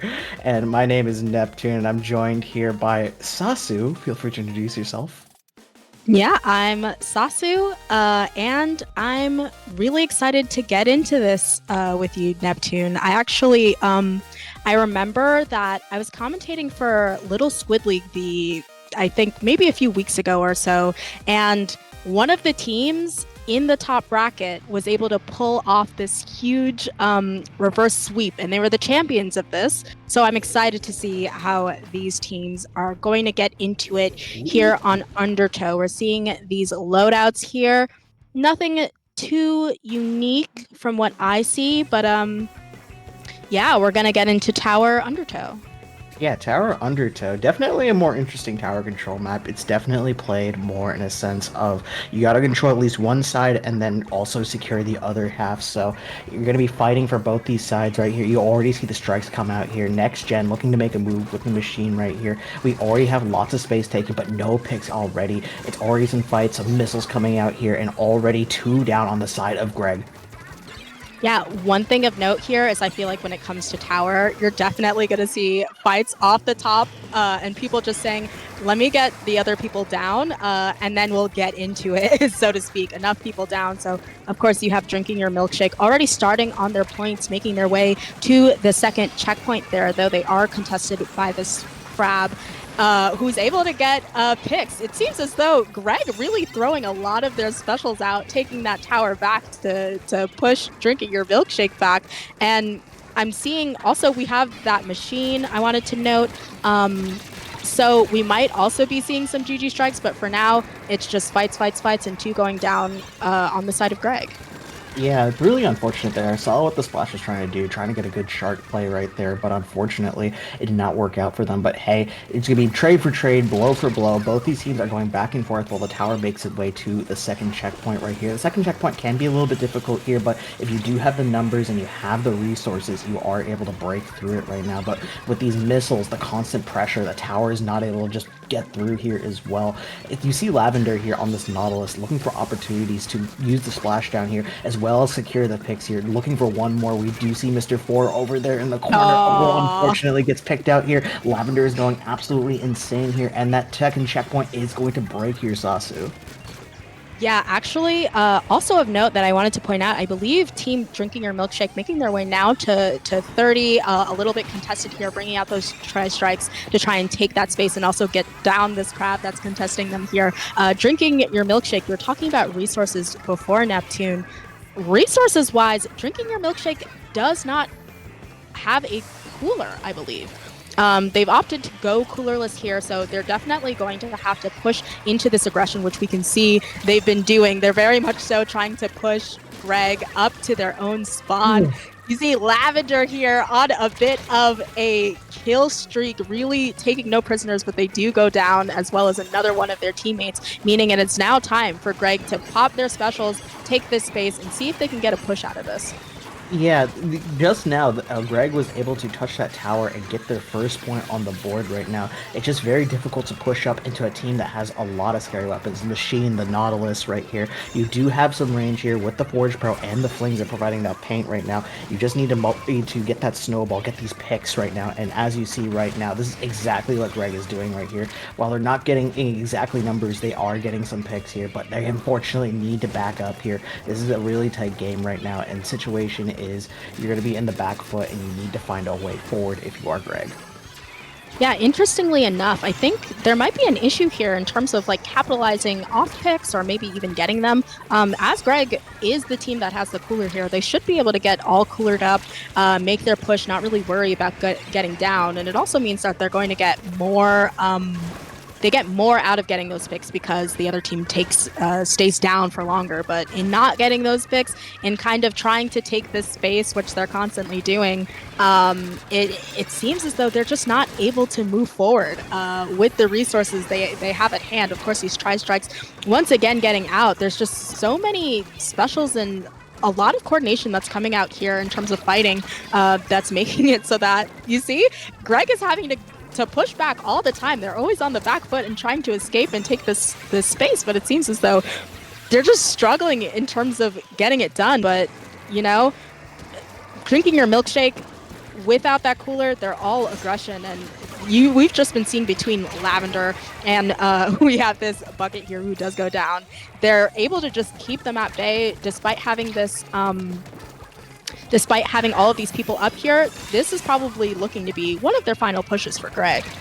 Yeah, definitely. We got roughly 20 seconds on the clock right here. Greg needs to make a move, and that is going to be with this crab tank right here. Providing covering fire, putting a lot of pressure on the shooters on the top of right there, and looking for opportunities to push up here. The tower is at the second checkpoint, but with all these bombs, the strikes, the junior throwing Ingus, oh my goodness, 2 go down right here. We get traded out. The junior is on tower. You're going to have to fight for this, but no, it's not going to be enough. Bubble on tower is the cherry on top of your milkshake if you are drinking your milkshake. Absolutely, and that is why they are called GG strikes. You know, you farm them and then you wait, and that's exactly what they did. We've been seeing them all game, but really tactical and smart for them to then wait there. And I think they have that machine as well, so if it wasn't the strikes, it would have been the Booyah Bomb with the game closing. Unfortunately, just a lot of struggling from Greg to take that space, capitalize off of their picks, and get down the player that would have inevitably ended the game here. Yeah, definitely. And just all this bomb pressure as well, just along with these strikes. It was just so much. You do see a desperate play for the tower, but just time runs out there. And I wanted to talk a little bit about the cooler, right? Sasu, you keep bringing this up right here. And the lack of a cooler on drinking your milkshake side. And what a wise person who played coolerless once told me, if you get the kills, you don't need a cooler, right? And very true. The style for your coolerless is exactly what drinking your milkshake is doing right here. You instead play for sustain, right? And you use a lot of strong main weapons to be able to hold your space and use specials accordingly. For example, that big bubbler on the side of drinking your milkshake, anytime something looked wrong or you just needed more time to buy for your team to get back in, that big bubbler will come up right there and just stun any progress that Greg attempted to make any time on that tower control game. But I'm curious to see how that will apply on Hagglefish Market, especially with zones in play. Yeah, Hagglefish Market definitely kind of a great equalizer here. Very common. We do see some switches from Lavender there onto the Explosher. Still has that splashdown. Lavender clearly a big fan of the splashdown here, but other than that, we are seeing dually squelchers online that I don't believe we saw in the last game. Perhaps that's my mistake, but as is customary, there's a lot of sort of neutral here with both teams in mid trying to poke at each other and figure out how to keep those are the signature tri-strikes coming out there, as well as a reef slider and a booyah. It's just a lot of specials going on here in mid. What do you think we're looking at here? We're looking at a zone fight here, and even though a lot of specials were clicking, the zone did not exactly, get passed through. We do see a little bit of a skirmish for it right now, especially with the crab tank going out from Edelgard right here, looking for opportunities to get their teammates in right now. The zone's going to be hotly contested here, but just drinking your milkshake has such an excess of paint and AoE right now, it's going to be very difficult to hold the zone here as well. You are going to be able to try and flank right here and get this pick, but 2 go down. You're going to push up a little bit more, get another pick, go for that quad, wipe out. That was amazing on the side of Greg.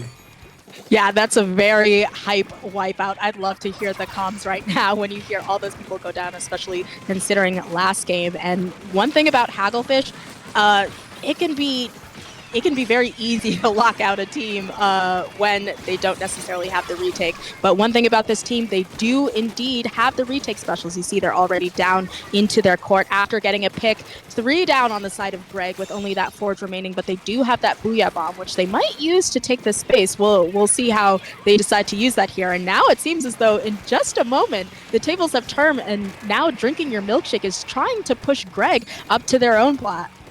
Yeah, for sure. This is definitely a situation you want to happen on Haggle. Typically, you take your zone, then you want to take your opponent's court right here. It's very difficult, especially with all these long range weapons. The edit sitting on on top of the tent area right there as well, and the dually squelchers providing chip damage. The flanks, the combination of these players putting together their guns and using the different angles together is what's giving them the success here. And Edelgard again showing time and time again why they are so strong on Splash. They're able to take these strong flank angles and just put so much pressure. This junior gets traded out, which is absolutely huge. You're not going to be able to secure zone as easily, but you're going to have to rely on your strikes or maybe the Expo, who is splashing down, and this is already a dicey situation, Sasu. Yeah, wow, it's just specials galore. 2 going down on the side of Greg. Exactly, I'm sure, what Drinking Your Milkshake wanted. I was just remarking on the fact that Greg in this game, as opposed to the last game, seems to be doing a lot better at punishing Drinking Your Milkshake. We're talking about that going coolerless and that sustaining. But if you get the other team down, you get those picks and you take that space and keep them down, then you're going to be able to keep it here. And speaking of keeping, we do have Edelgard here working on this zone to flip it back, putting a 30-second penalty on Drinking Your Milkshake. That's just going to be more time, more work in order for them to keep that zone. And they are able to flip it. So once again, it's back and forth. This is actually very exciting, seeing the return to neutral. As soon as you think one team has the other one on the ropes, they really reverse it super quick.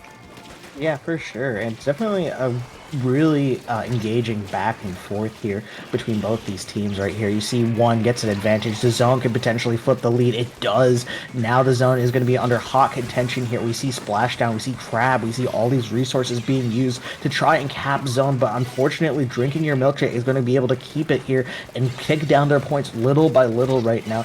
If you are Greg, you are trying everything in your power to cap. There it is. Now it's an opportunity for you to fight, going inside into bubble, shredding that junior. You're looking to punish that Dread here as well, and you see a good opportunity to set up your Crab and potentially take their court. Yeah, absolutely. And I think especially you have to be wondering if they're specifically tunneling on this Dread. They know they've got the Reef Slider, and we've been seeing a lot of Reef Slider cheese these days, and you're going to want them down if you're going to keep that zone. But unfortunately, the Dread goes down, but the zone for a moment was in the place of, was in the ownership, so to speak, of Drinking Your Milkshake, but it is flipped over. Now we are getting down to the last 30 seconds up against this Crab. They're able to get a pick, so it's a lot of neutral here, a lot of back and forth, but I think with this lead, if they are able to hold out these last 15 seconds, Drinking Your Milkshake might be able to get that last point. Yeah, for sure, definitely. We are coming down to the last dicey seconds here. A zone flip here, absolutely critical if you are Greg right now. Trading out the Neo Splash here, you're going to have to cap, you're going to have to hold your resource. It's just the Dread alive right now, and a wipeout occurs. Another massive pick right here. If you're Drinking Your Milkshake, it is go, go, go. You only have 5-6 seconds off on the clock right here. 3, 2, 1, lead taken. Amazing gameplay from Greg, coming back at the very last second, at the 11th hour. We have a Game 3 situation on our hands. Wow. That was a game. So much neutral, so much back and forth. I loved seeing it there, especially that clutch retake at the end really had them on the ropes. And especially, I was seeing that their Dread was still up. And we all know all a Dread needs to do, it paints a lot, so it can get its special quite quickly. They could have been able to get that zone back if they didn't hunt that Dread down to complete that wipeout. So brilliant gameplay for sure by Greg, and also they now have the momentum and they have the chance to win that final game. Very exciting stuff. Yeah, very exciting stuff right there. And you're just mentioning just getting the dread was oh so crucial right there. And I absolutely just agree with that statement. In that situation, when you're against a team that just has so much pain, you're gonna have to push up and you need to be able to stop any momentum from getting anywhere near that zone because any special that gets on that zone is practically gonna cap it. The reef slider, the strikes, the junior rocking in with the bubble, right? And Greg immediately recognized that, hey, if we get them right now and we stop this, right, our guns are we have a lot more better fighting guns than painting guns. If we get the picks, we secure the kills, we can just take the zone and just have it uncontested tick down until the lead is swapped, and that's exactly what happened. Well, we're going to be heading here to Crab Lake Capital Clams. I'm going to be definitely interested to see that because I find that Crab Lake Capital Clams, Triple C, if you will, quite well known for, in my opinion, its poor clam economy and its neutral game. When it comes to Crab Lake Capital, at least to me, range really is king. So I'm interested to see what both teams are going to run, if we're going to see more switches, and whether it's just going to be a back and forth once again in mid. What do you think, Neptune? Actually, this is actually a really interesting question for me because I was speaking with some people about map lists. I'm not gonna say who, but we were looking at this map mode and we were raising some eyebrows right here. But specifically talking about this game, getting back to it, we are locking in here, and I'm seeing the splatlanes coming out. Great choices from both ends. Being able to walk across the grates and just have the continuous fire strafing side to side is going to be absolutely amazing on this map mode right here. And as we already see strikes out 15 seconds, this is already a bloodbath waiting to happen here. Well, you know what I'm seeing? I'm seeing forges on both teams here. That's very exciting for me. I myself am a Forge player. Forge definitely getting a little bit more popular with that buff on its Booyah Bomb. So definitely that's a kind of personal happiness for me to see that on both sides. But this Booyah Bomb definitely going to help with pushing for both teams and getting up that ramp. Getting up that ramp to get that ball in can be very difficult, but we do see that Drinking Your Milkshake is on their way to try at it, but unfortunately that's going to be stopped as of now. 2 members going down, and it's looking like that ball is likely going to expire, and so will the rest of their push. But if they're able to keep this space, even with the poor claim economy, maybe they might be able to get their ball back, or they might be on the back foot and getting ready for Greg's push here. Oh yeah, already they are getting ready to rock and roll. We see the crab coming out maybe a little bit tad early, but it's looking to pick off this Nautilus, which it's due. That Nautilus is causing a lot of problems game 1 right now. And now the problem is getting to that basket right here. The Booyah Bomb does come out, but no, I'm able to capitalize off the space right here. Another fight here, 1 here. And now Greg is just fully backed up, even though, there was so many specials, so many picks. It's just an opportunity for Drinking Your Milkshake to get back in and take it back for themselves. Yeah, I often say when it comes to Crab Lake Capital, the reason why there's so much neutral is because you have to win something like 3 team fights sometimes to get that ball in. You're going to have to get off your own plat into mid, and then whatever's happening here at this ramp before you get to that basket. And even then, the basket's so close to the spawning section, 3 down on the side of Drinking Your Milkshake, that even then, you know, with a wipe like this, you're still not able to get into the other team's ramp. So I think that's definitely why we are almost halfway through the game, and yet we have yet to see either team score, not for lack of trying, Neptune. Oh yeah, for sure. These teams are definitely trying to find a way forward. And as you can definitely see, a lot of the neutral game is just coming down to picks and special usage right now. We do have Booyah Bombs continuously coming out. We do have fights coming out. And we do see trade for trade, blow for blow. However, we need, obviously, multi-picks or situations to push up into that top right area or use the flank on the left-hand side. We just need a little bit of confidence from one team. And we see just the clam economy is rising here. Greg has 25 clams to their name, looking for an opportunity to score right here. We see strikes, we see crab, yet nothing has happened yet. Unfortunately, something's about to happen. A trade, Sasu. Oh, I felt that. I clench. That was very clutch, but I think what's happening here is like you were talking about the specials usage and the fights that are being taken, but I think the issue here is that, like I said, with all the team fights that you have to take, not only do you have to take them, you have to win all of them.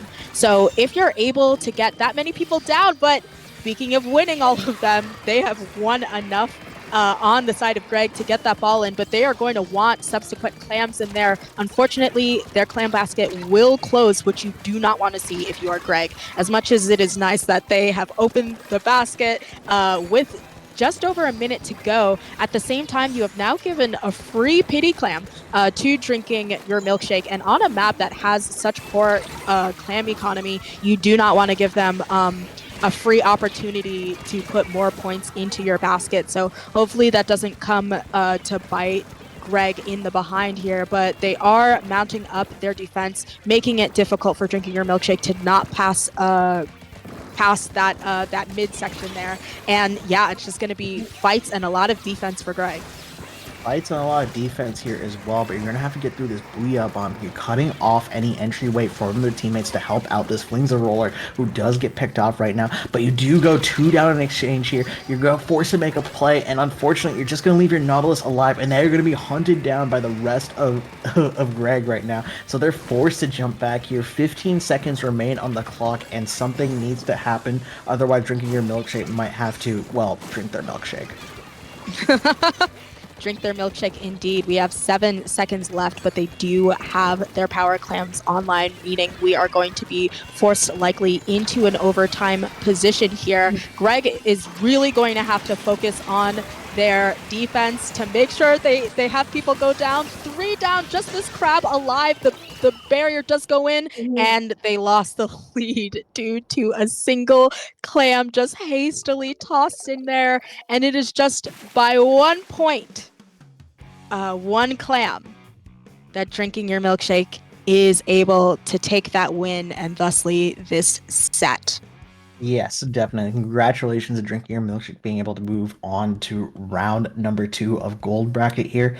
I gotta also give Greg a shout out there for putting up an incredible fight. That these last 10 seconds here, I gotta just break it down really quick here. So let's start off. What's the red flag here? If I was in this situation, I noticed the junior has bubble, and anytime a weapon has bubble and is ready to make a play in overtime, you know it's gonna be big here. And this is what happens. You see the bubble, you see the Booyah, you see the tri-strike. Everyone in the kitchen sink clicked their special and just immediately said ready, set, go, and immediately put all their resources into that. It did not matter the crowd get 2, because there's always going to be someone who slips by because of that bubble, and that's exactly what led Drinking Your Milkshake to winning that set at the end. Yeah, definitely. Like you said, a good job to Greg there. Only 1 member up, able to still get a pick alone on that crab, and unfortunately was not fast enough to take care of that last player there. But we will be moving into semifinals after a short break, so make sure you don't go anywhere.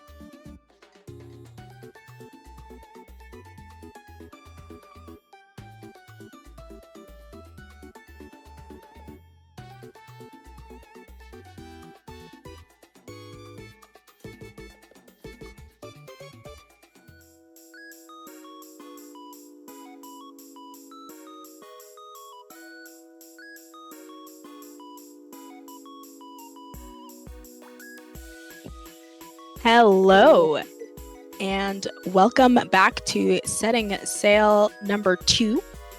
We are currently in semis, and we're looking at Octaves versus Drinking Your Milkshake, who we were just watching before. I'm here with Neptune, and we're moving on to a best of 5 here in semifinals, with our first match being, I believe, on Splat Zone's Barnacle Dime. Neptune, tell me your thoughts.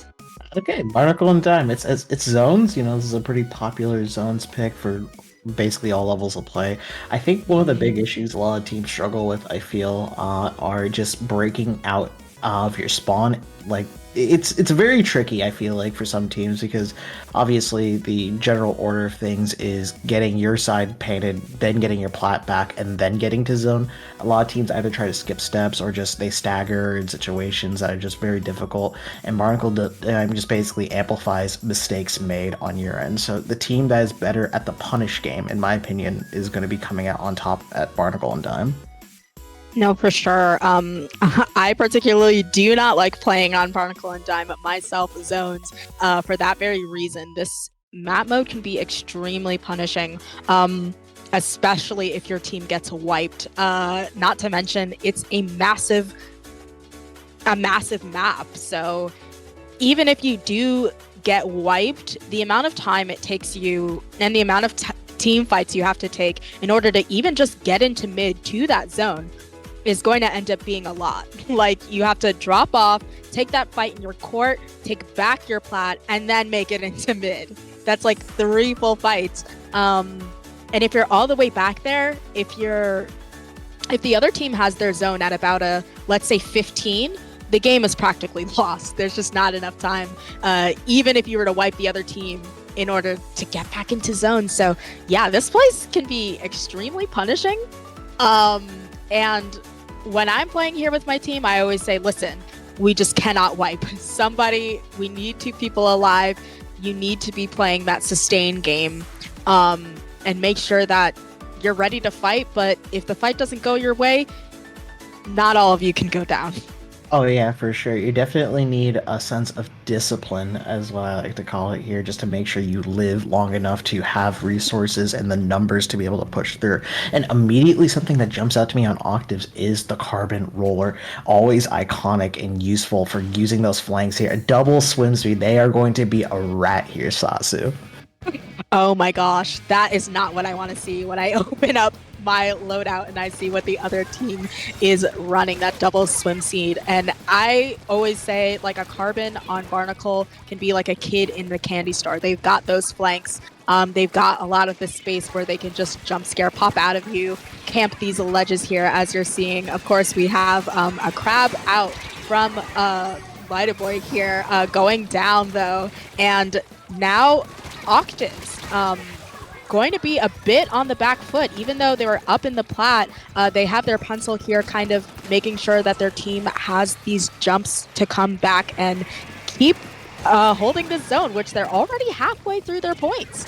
Halfway through their points, indeed, but they do have the splash and this pencil alive. This is what we were talking about earlier, the discipline to hold the space accordingly, wait for resources. You see that pencil hunkering down on that platform, being forced out by those strikes here as well. This is a resource game now, and Drinking Your Milkshake needs to find a way forward here, and this is exactly what they need. They're getting the picks, they're finding these people and opportunities, and using the AoE next gen, getting a crucial pick right there on that splash, and now is pushing forward, getting another here, trying to finish out the carbon roller, and just, this is a situation you want to be if you are Octave Sasu. Yeah, but Octaves making their way back, taking that team fight and winning it. So now it is now time to take back their plat, take this space. Going to be really difficult here as a Carbon without the paint. Carbons need that paint to hide in, to pop out at, and surprise people. So definitely trying to paint for themselves when they don't necessarily have it. But we do have the zone contested and a wipeout. Absolutely critical not to wipe on this map. So now Drinking Your Milkshake does have their work cut out for them, because they are going to have to drop here into their court to get back into their plat. So now Octaves, a really fantastic maneuver, but seeing as though they have the lead and they're already making it through their penalty points, it's looking good for them so far. Oh, looking good indeed. 3 members go down. It's just this Neo Splash alive, jumping out here, recognizing, hey, we need these strikes to push in together, otherwise we're not going to be able to, but we do have a Zuka in response. We have Mr. Pig here, sloshing to their heart's content over this ledge here, trying to secure that kill. They do manage to get the Neo Splash here. You're 5 ticks away here from ending it. 4, 3, 2, 1. Octaves takes game number 1. Yeah, I think a lot of that goes down to that wipe we saw. And like I said, the place is big. Once they're in their own plat and they're at about 15, at that point, unfortunately, it's looking like game. But definitely, Octaves did a really fantastic job getting out of their own plat and making sure that they could take back their space and contest. And quite frankly, Octaves, I would argue, doesn't have some of the traditional retake specials that they would need to get off of their own plat. So the fact that they were able to do so and prevent Drinking Your Milkshakes from taking any of that space back, really fantastic job. Yeah, fantastic job from Octaves utilizing their specials there in some rather unconventional ways, but also the conventional ways. They're using both sides there to get the picks there. But moving on to Manta Maria Rainmaker. So this is going to be quite interesting, and something I'm immediately noticing from Octaves' side is they kind of have a really good, how do I say, synergy between their weapons is what I like to call it. You have the Slosher giving a lot of big AoE stuff here as well. A Crab entry from the Splash, constant juice from that cooler as well. And that Carbon Roller that's able to just run into their heart's content. As long as they're painted in, they shouldn't have a problem sustaining this, the positions they want to hold their Sasu. Yeah, definitely. Like, their comp is very much so supporting this Carbon Roller. It's quite sort of a standard meta comp, but I think when you see that every single weapon that they have online is able to put paint down, clearly they're saying, listen, we believe that our Carbon can get these picks, that they can pop out of nowhere and get people down. So we're gonna have those online, but also a lot of great specials that they have access to, a lot of retake. They're just kind of a pretty standard wall. There's nothing left on the cutting room floor as it pertains to them, with those strikes, that Zuka, that Crab. They've pretty much got it all, but now I have to wonder if they're going to stick on this pencil. This is well known as a Splatling map, and they are going to, but we also see other changes from them, from both teams. Oh yeah, for sure. I see the Red Ringer and the Tri-Strikes with the Octo shot instead here. So we're going to see a little bit more fighting action from their end here. And meanwhile, Octaves is going to be running a Nautilus of their own. Not for naught is what I like to see here. And this is going to be quite an interesting matchup here indeed, especially with the mid fight here. The Carbon Rollers trying to get in, but unfortunately going to get caught out there. But you do get the trades. You do have them isolated in that left-hand side. Mr. Pig coming out here. Wipe out already. That Rainmaker's first checkpoint is going to be falling in seconds.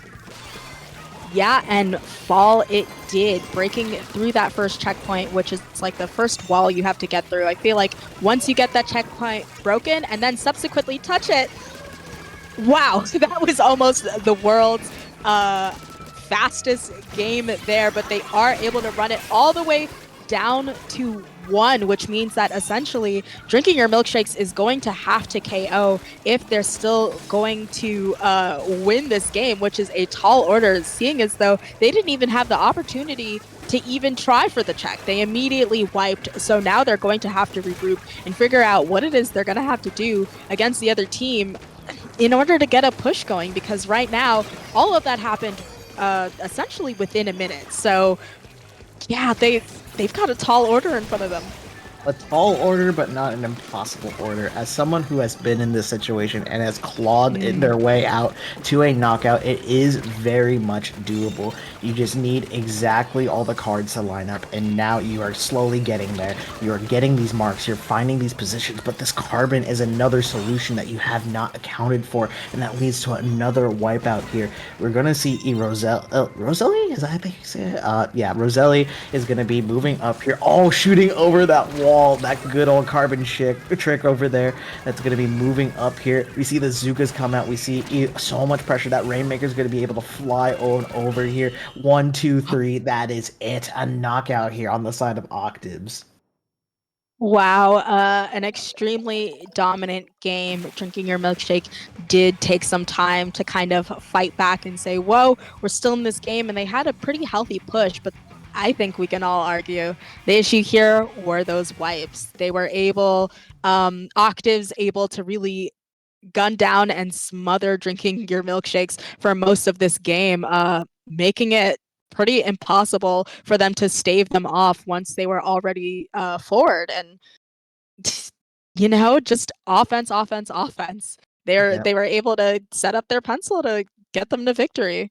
Yeah, for sure. And I just got to give Octaves just like a little bit more credit here as well. Not only did they get that knockout right there, you can see the familiarity they have with their weapons right there. For example, that Carbon Roller doing that wall tech to get over there and put a lot of damage on the poor soul that was trying to climb up Manta Maria's ramp right there. That is a really impressive showcase of your understanding of the weapon right there. You know how to use what was it? These weapons, their kits, their specials in order to snowball it into a victory like that. And just, it's an impressive display of gameplay.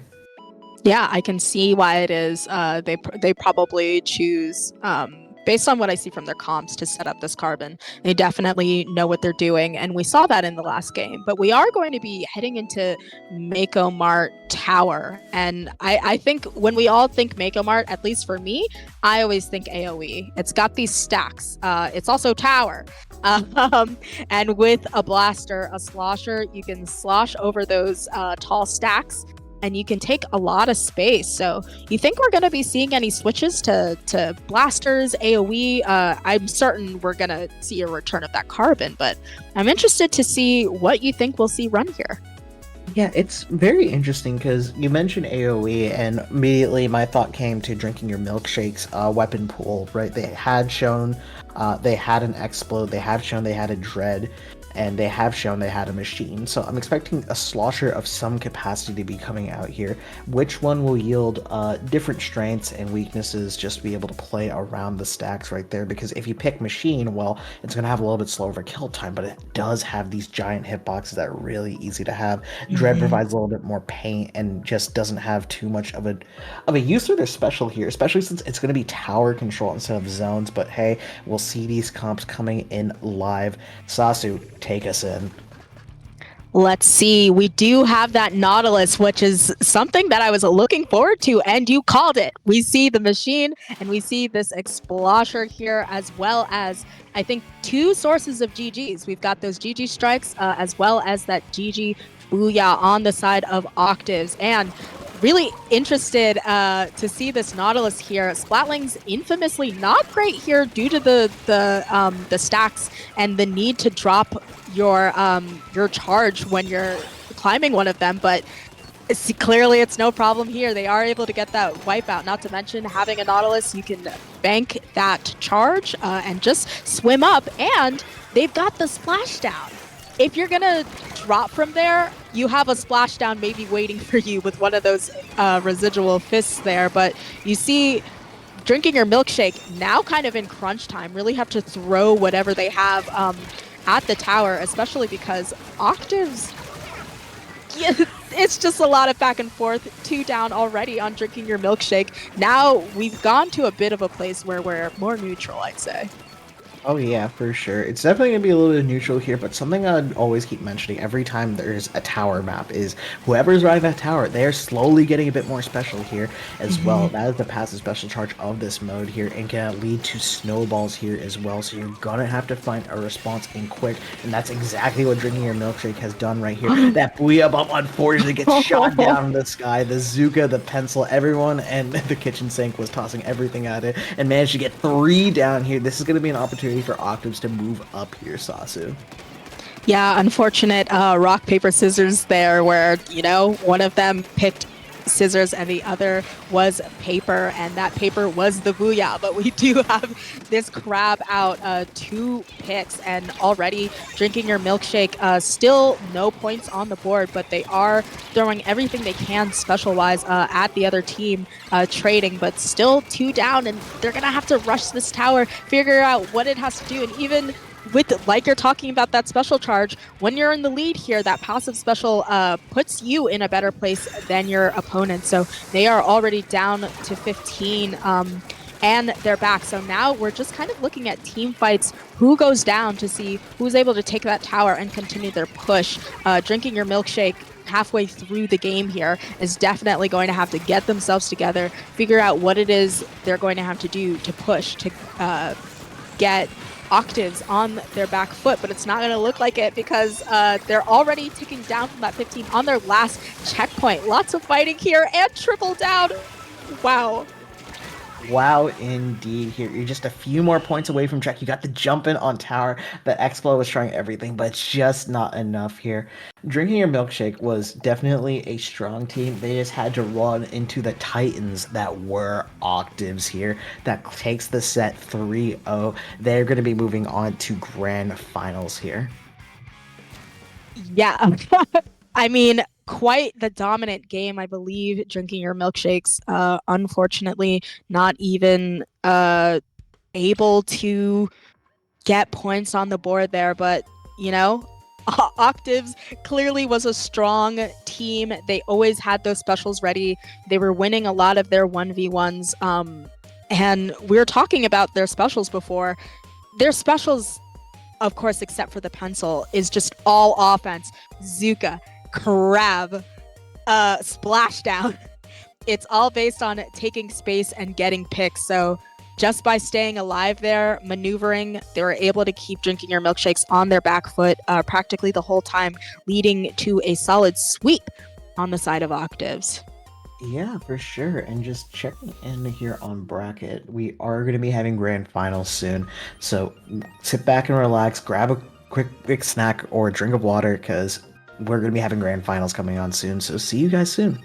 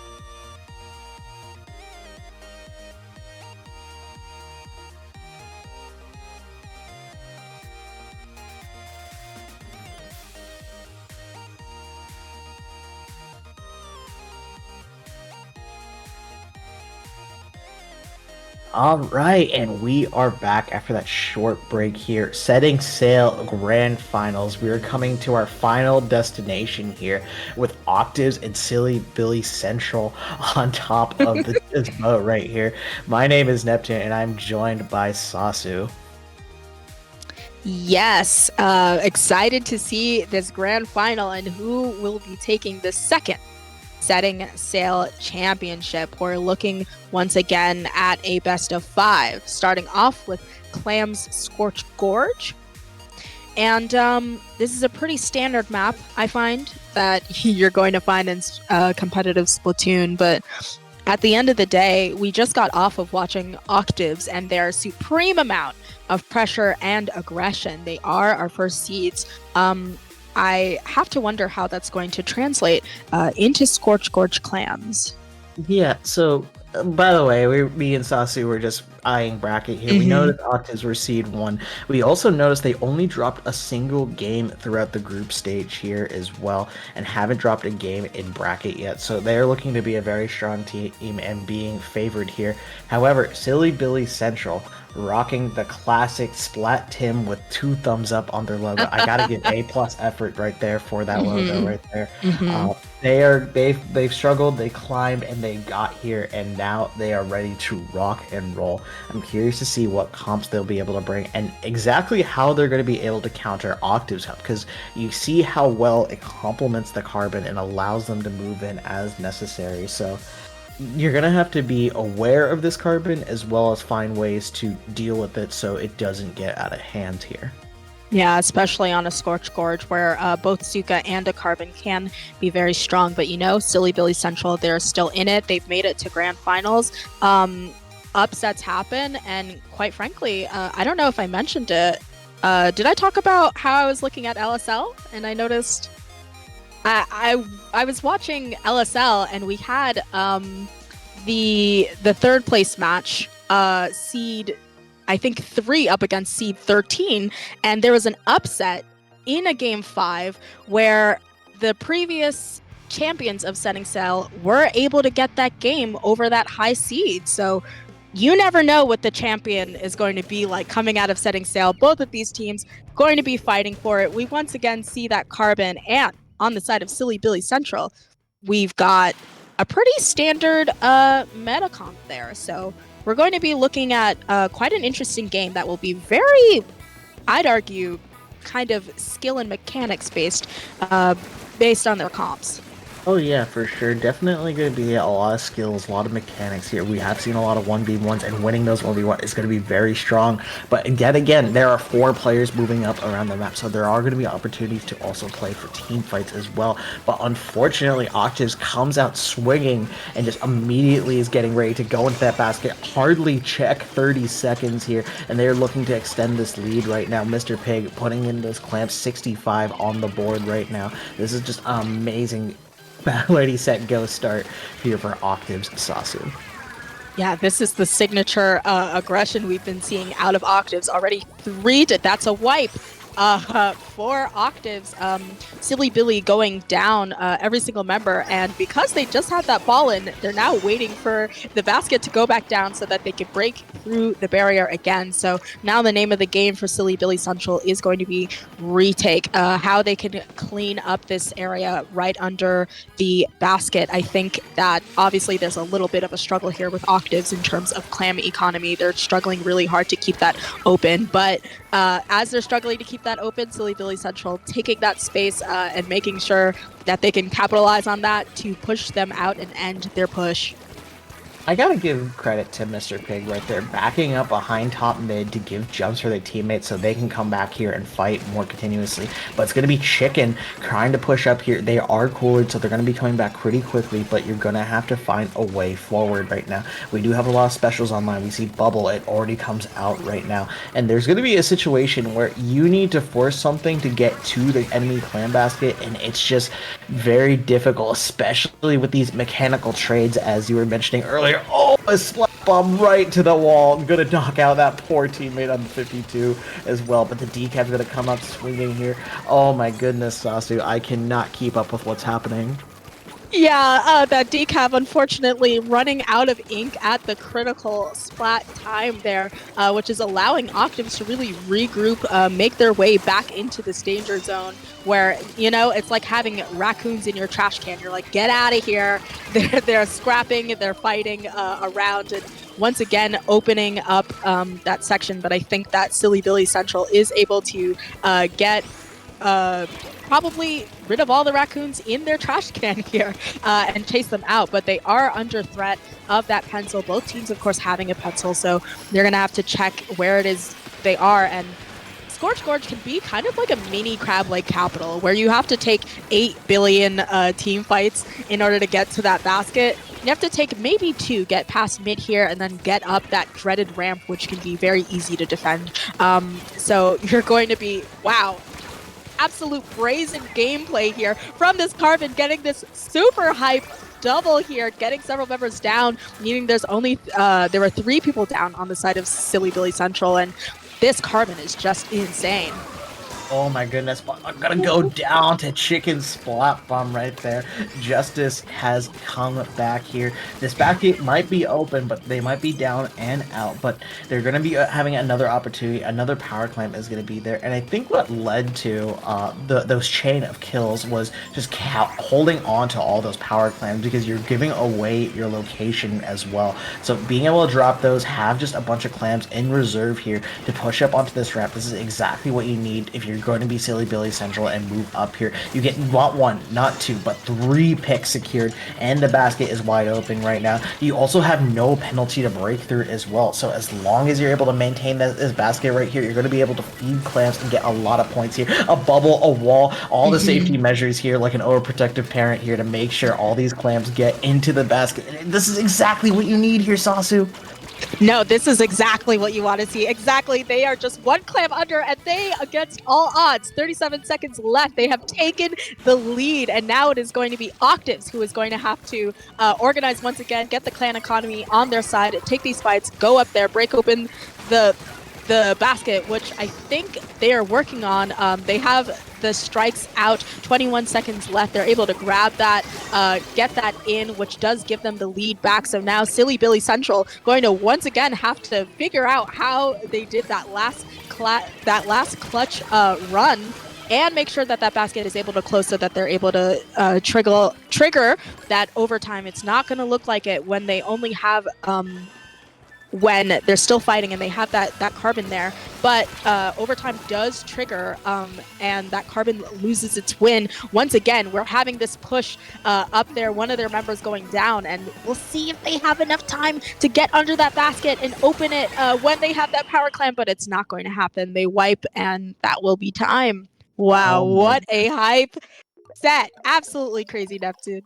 Absolutely crazy indeed. Well, Octaves is going to take game 1 right there. I have to give credit where credit is due. Silly Billy Central making the push of the century, recognizing they have the resources and the ability to sustain. The clam cycling was amazing here. However, we got to talk about this catch-all situation, as I like to call this here, because given the fact that Octa was able to swap the lead right here, this puts a lot of pressure on Silly Billy Central to make something happen right here, because they have 41 points of penalty to break through, as well as the additional clamps to get past 4 remaining here to swap the lead right here. So being able to push up as fast as you were with Octaves was such a great play, and sustaining that clam basket right there, getting it down, just made it very difficult and put a lot of pressure that Silly Billy Central was not able to handle there. Yeah, honestly, it can be so easy to just kind of trip over your own feet and let the other team get that push in and get it open. But definitely, I have to give it up to Silly Billy Central. When you're going up against a team, even with no penalty, that's that far ahead, that takes a lot of power clams and a lot of timing to sustain a basket. Usually, that just can't happen. All of you are under basket. It's very easy for the other team to splat all of you because you're all holding hands in the same section. So the fact that they were able to sustain their life and get that lead, absolutely monumental. And I hope moving into Mahi zones, that they're going to use that momentum, know that they could have won that game, and use that to motivate themselves to hopefully get that there. We have a little bit of a stall. Hopefully everyone's Wi-Fi is all set and good. But I think we're looking at roughly the same comps, except I think we have major changes on Silly Billy Central. Am I wrong about that? Silly Billy Center does have a few changes here. We have dualies and a Sultana Stamper on board here, as well as a shot for the Zuka here as well. It's going to be quite a bit of strong weapons to be able to fight in mid, but it's unfortunately going to go down to that Carbon Roller, and this is what makes it a very tricky situation here. You need to find a situation forward against some of these weapons that can just threaten so much range in these one-shots here as well. But that Slosher coming out sloshing on top of that Crab Tank, taking it down, and already giving an opportunity for Octaves to move in, but no, it's just a back and forth on zone here. Yeah, we're going to be seeing a lot of back and forth on zone. Neither of these teams has a Reef Slider as well, so at the very least, we're not going to be seeing these teams checking for that, making sure they tunnel on one particular person. But there are other specials online that are going to make it very difficult to retake zone. Everybody down but one, and we have a wipeout for Silly Billy Central. All of Octaves going down, so Silly Billy Central now able to almost make it through their penalty and start putting even more points on the board here. Yeah, there's just a lot of back and forth, 2 down on both sides, but I think with the Zuka and the Crab online, Silly Billy Central is going to have their work cut out for them, especially I'm assuming that we're about to see probably a Crab on this snipe here, which is an absolute nightmare when you're trying to retake. Oh yeah, for sure. This Crab just has all this line of sight here, a lot of ability to chip it down right here. They're looking for these picks, but unfortunately they're not followed up right here. That Crab did not get the value that it wanted to get, and now it's going to be Octaves looking for a way forward here, finding these opportunities to push up into the zone, but unfortunately just getting overwhelmed and shot at from a bajillion different angles, and that's making it so difficult for them to be able to break in here. Yeah, I think now it's coming down to sort of these 1v1s. I think this Carbon able to get 2 people down, if I'm not mistaken. We're looking at a bunch of trades, just this Pencil up, and there is a lead switch here. So this Pencil able to sustain keeping this zone for long enough. And they keep it. There's contesting and commentators curse because there is a flip here, putting a 32 penalty on Silly Billy Central, but they currently still have the lead. If they're able to figure out how to drop here, which is not going to be easy. I was just going to say, with this Carbon, when it comes to Mahi, that drop, once you have to retake up against a Carbon, it's an uphill battle. It's not looking good, but it may be uphill, but they scaled the hill here because they are able to get that wipe, and control of zone comes back to Silly Billy Central.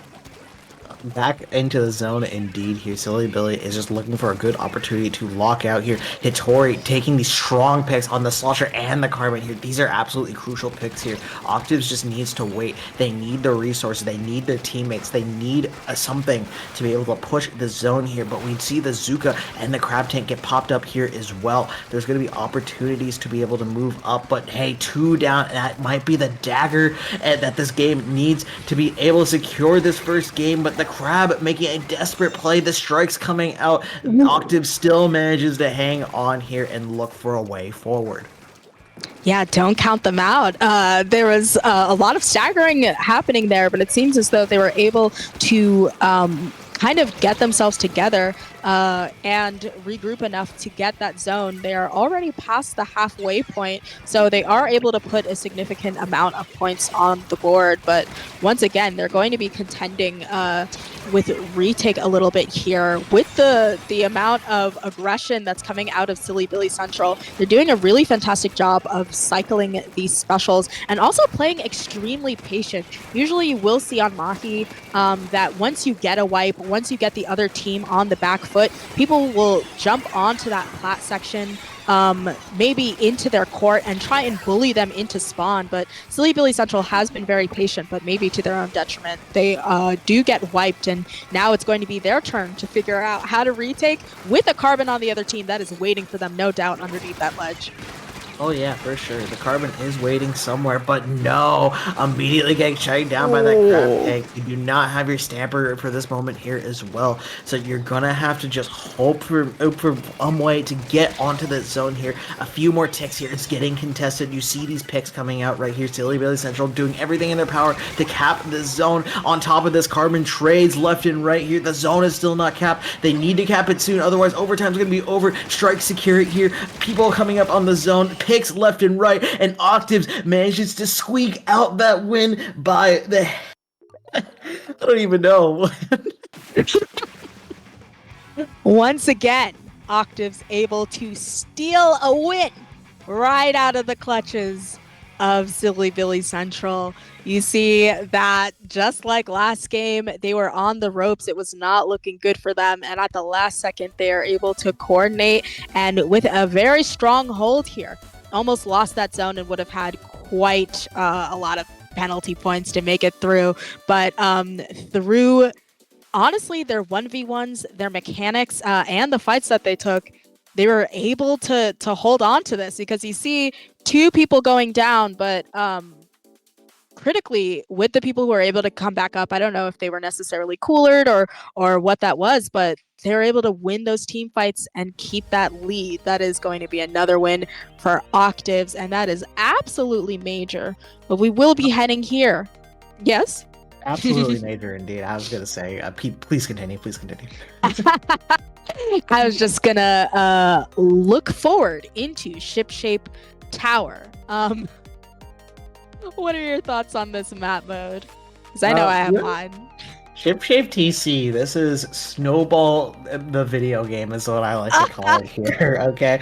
Once you get that momentum started and get through second checkpoint, you are going to be in a situation that is definitely very difficult to get out of. It's not impossible, but it's very unlikely, so it's going to be mostly figuring out which teams you can go into and how you can take these team fights to press an advantage that's so large that you're going to be able to knock out here. And something I'm noticing just with Octaves, right, with having that Carbon roller, it is practically a kryptonite to Silly Billy Central's comp right here, because while Silly Billy Central has a lot of strong fighting weapons, right, when you come up against something that's able to kill so quickly, get in, get out, it definitely puts a lot of strain on them to be able to find the Carbon roller and pick that off. And if they don't, you'll have a situation like what happened last game. You have the Carbon trade out two members and just allowing their other teammates to move forward and take the zone and hold it to be able to knock out that game there. Yeah, I think also looking at retake like a place like here, anytime there are these drop-offs, they're going to have to worry about Rosalie there kind of camping under there and making sure that you cannot drop. But their answer to that perhaps is this V-Slosh that we're going to see here.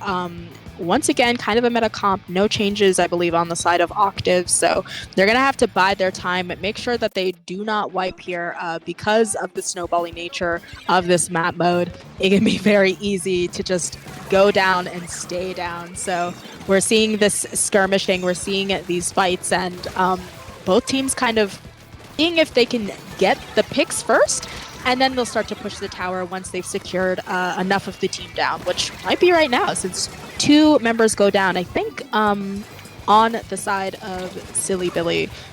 Actually, it was Octaves, but now back and forth. It was Silly Billy's that then had two members down. Well, regardless, there's still a lot of action happening here. Like, double Zuka here. You're going to have to click these things. Someone needed to die out there, but frankly, Silly Billy Central doing a great job surviving both Zukas going out at the same time right here. Gotta give credit for that. The Carbon's caught out in an awkward place, especially in that corner right there, so they're going to have to circle back. Trading out with that Slosher right there, that's not exactly going to be what you want right here, but having three members down on the side of Silly Billy Central is going to be exactly what Octaves need. They can just hold up. they can get these resources, hopefully find a way to the top right here. And you see the members stacking in on that tower, trying to break that second checkpoint. The second checkpoint is broken right now. This is the snowball effect that I'm going to talk about. You see the strikes, you see the enemies going down right here, and that is going to be the end of the push, especially if you're able to catch these jumps right here. Oh no, the pressure, the pencil tap shotting the dualies. Oh my goodness, the push is still going, Tatsu. Oh my gosh, this is so much, and the fact that Octave was able to get so many members down, but they are still pushing, and with getting that double, they are securing just a lot of win equity for themselves. They have these extremely dangerous specials, these kind of GG strikes coming out a little bit early, but we'll see if it matters here necessarily, because all someone has to do is tap that tower. But Mr. Pig very wisely deciding to move back for their team and get those jumps and keep that space instead of trying to eke out those last few points. They already know that Silly Billy Central, they're only at 92, and even if they weren't, they just haven't really challenged the checkpoints they're going to need in order to stay in this game. So maybe they're sort of comfortably taking these picks. You see Octaves being very confidently walking in on them, and once again, with this Zuka popped, Silly Billy Central is on their back foot. Oh yeah, for sure. Silly Billy Central needs to find a response in quickly. They're already hanging on by a thread with the tower going up to 2. They're forced to jump out right here, and this is just a terrible situation to be in because you need bodies on that tower to be able to stop it right now. We do see a flank by that shot. However, it's going to be immediately called out by that pencil and shut down. 2 members here. Ready, eat, set, go. That's going to be it. Game number 3 goes to Octaves, and they are going to be taking home the gold medal in the gold bracket for setting sail number 2. Congratulations. Huge congratulations to Octaves. A win on a very dominant map mode for them. There is nothing close about it. Unlike the other games, they're very decisively able to take that between the double Zuka they had online and the aggression attitude. They knew that this was a snowbally place, and it was very press ZR and walk forward. If they're dead, they can't contest us. So definitely a lot of great gameplay here from Octaves, and a huge congratulations to them for being our gold medal winners here.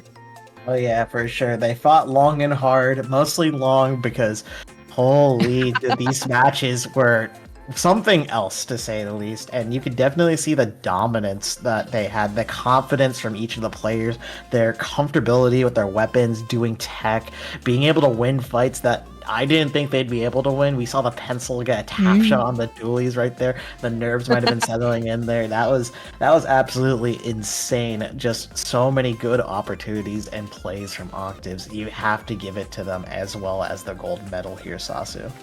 Yeah, but I also got to give it up to Silly Billy Central. As much as this looks like a sweep in finals, they put up a fantastic fight, and quite frankly, a few of those wins kind of got swiped from under their noses there. So as much as it doesn't tell the story of how close those games were, a huge congratulations to Silly Billy Central for their hard work and how well they did. But that is grand finals, that is our championships, and therefore that is our tourney. But before we go, I want to ask Neptune, where can we find you online?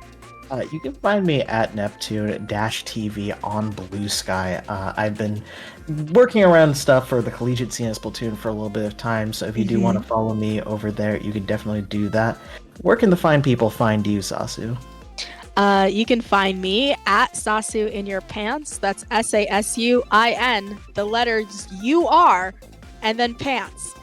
You can find me there on Blue Sky, Twitter, but I don't really use it anymore. If I have social media, that will be my tag there. But that is going to be it. I want to give a special shout out to our streamer, Omni, who is working very hard behind the scenes, putting up the graphics and working very hard. So shout out to Omni there, and shout out to all of you for watching, as well as my fellow commentator here, Neptune. So big thank you to everyone, and I hope you all enjoyed.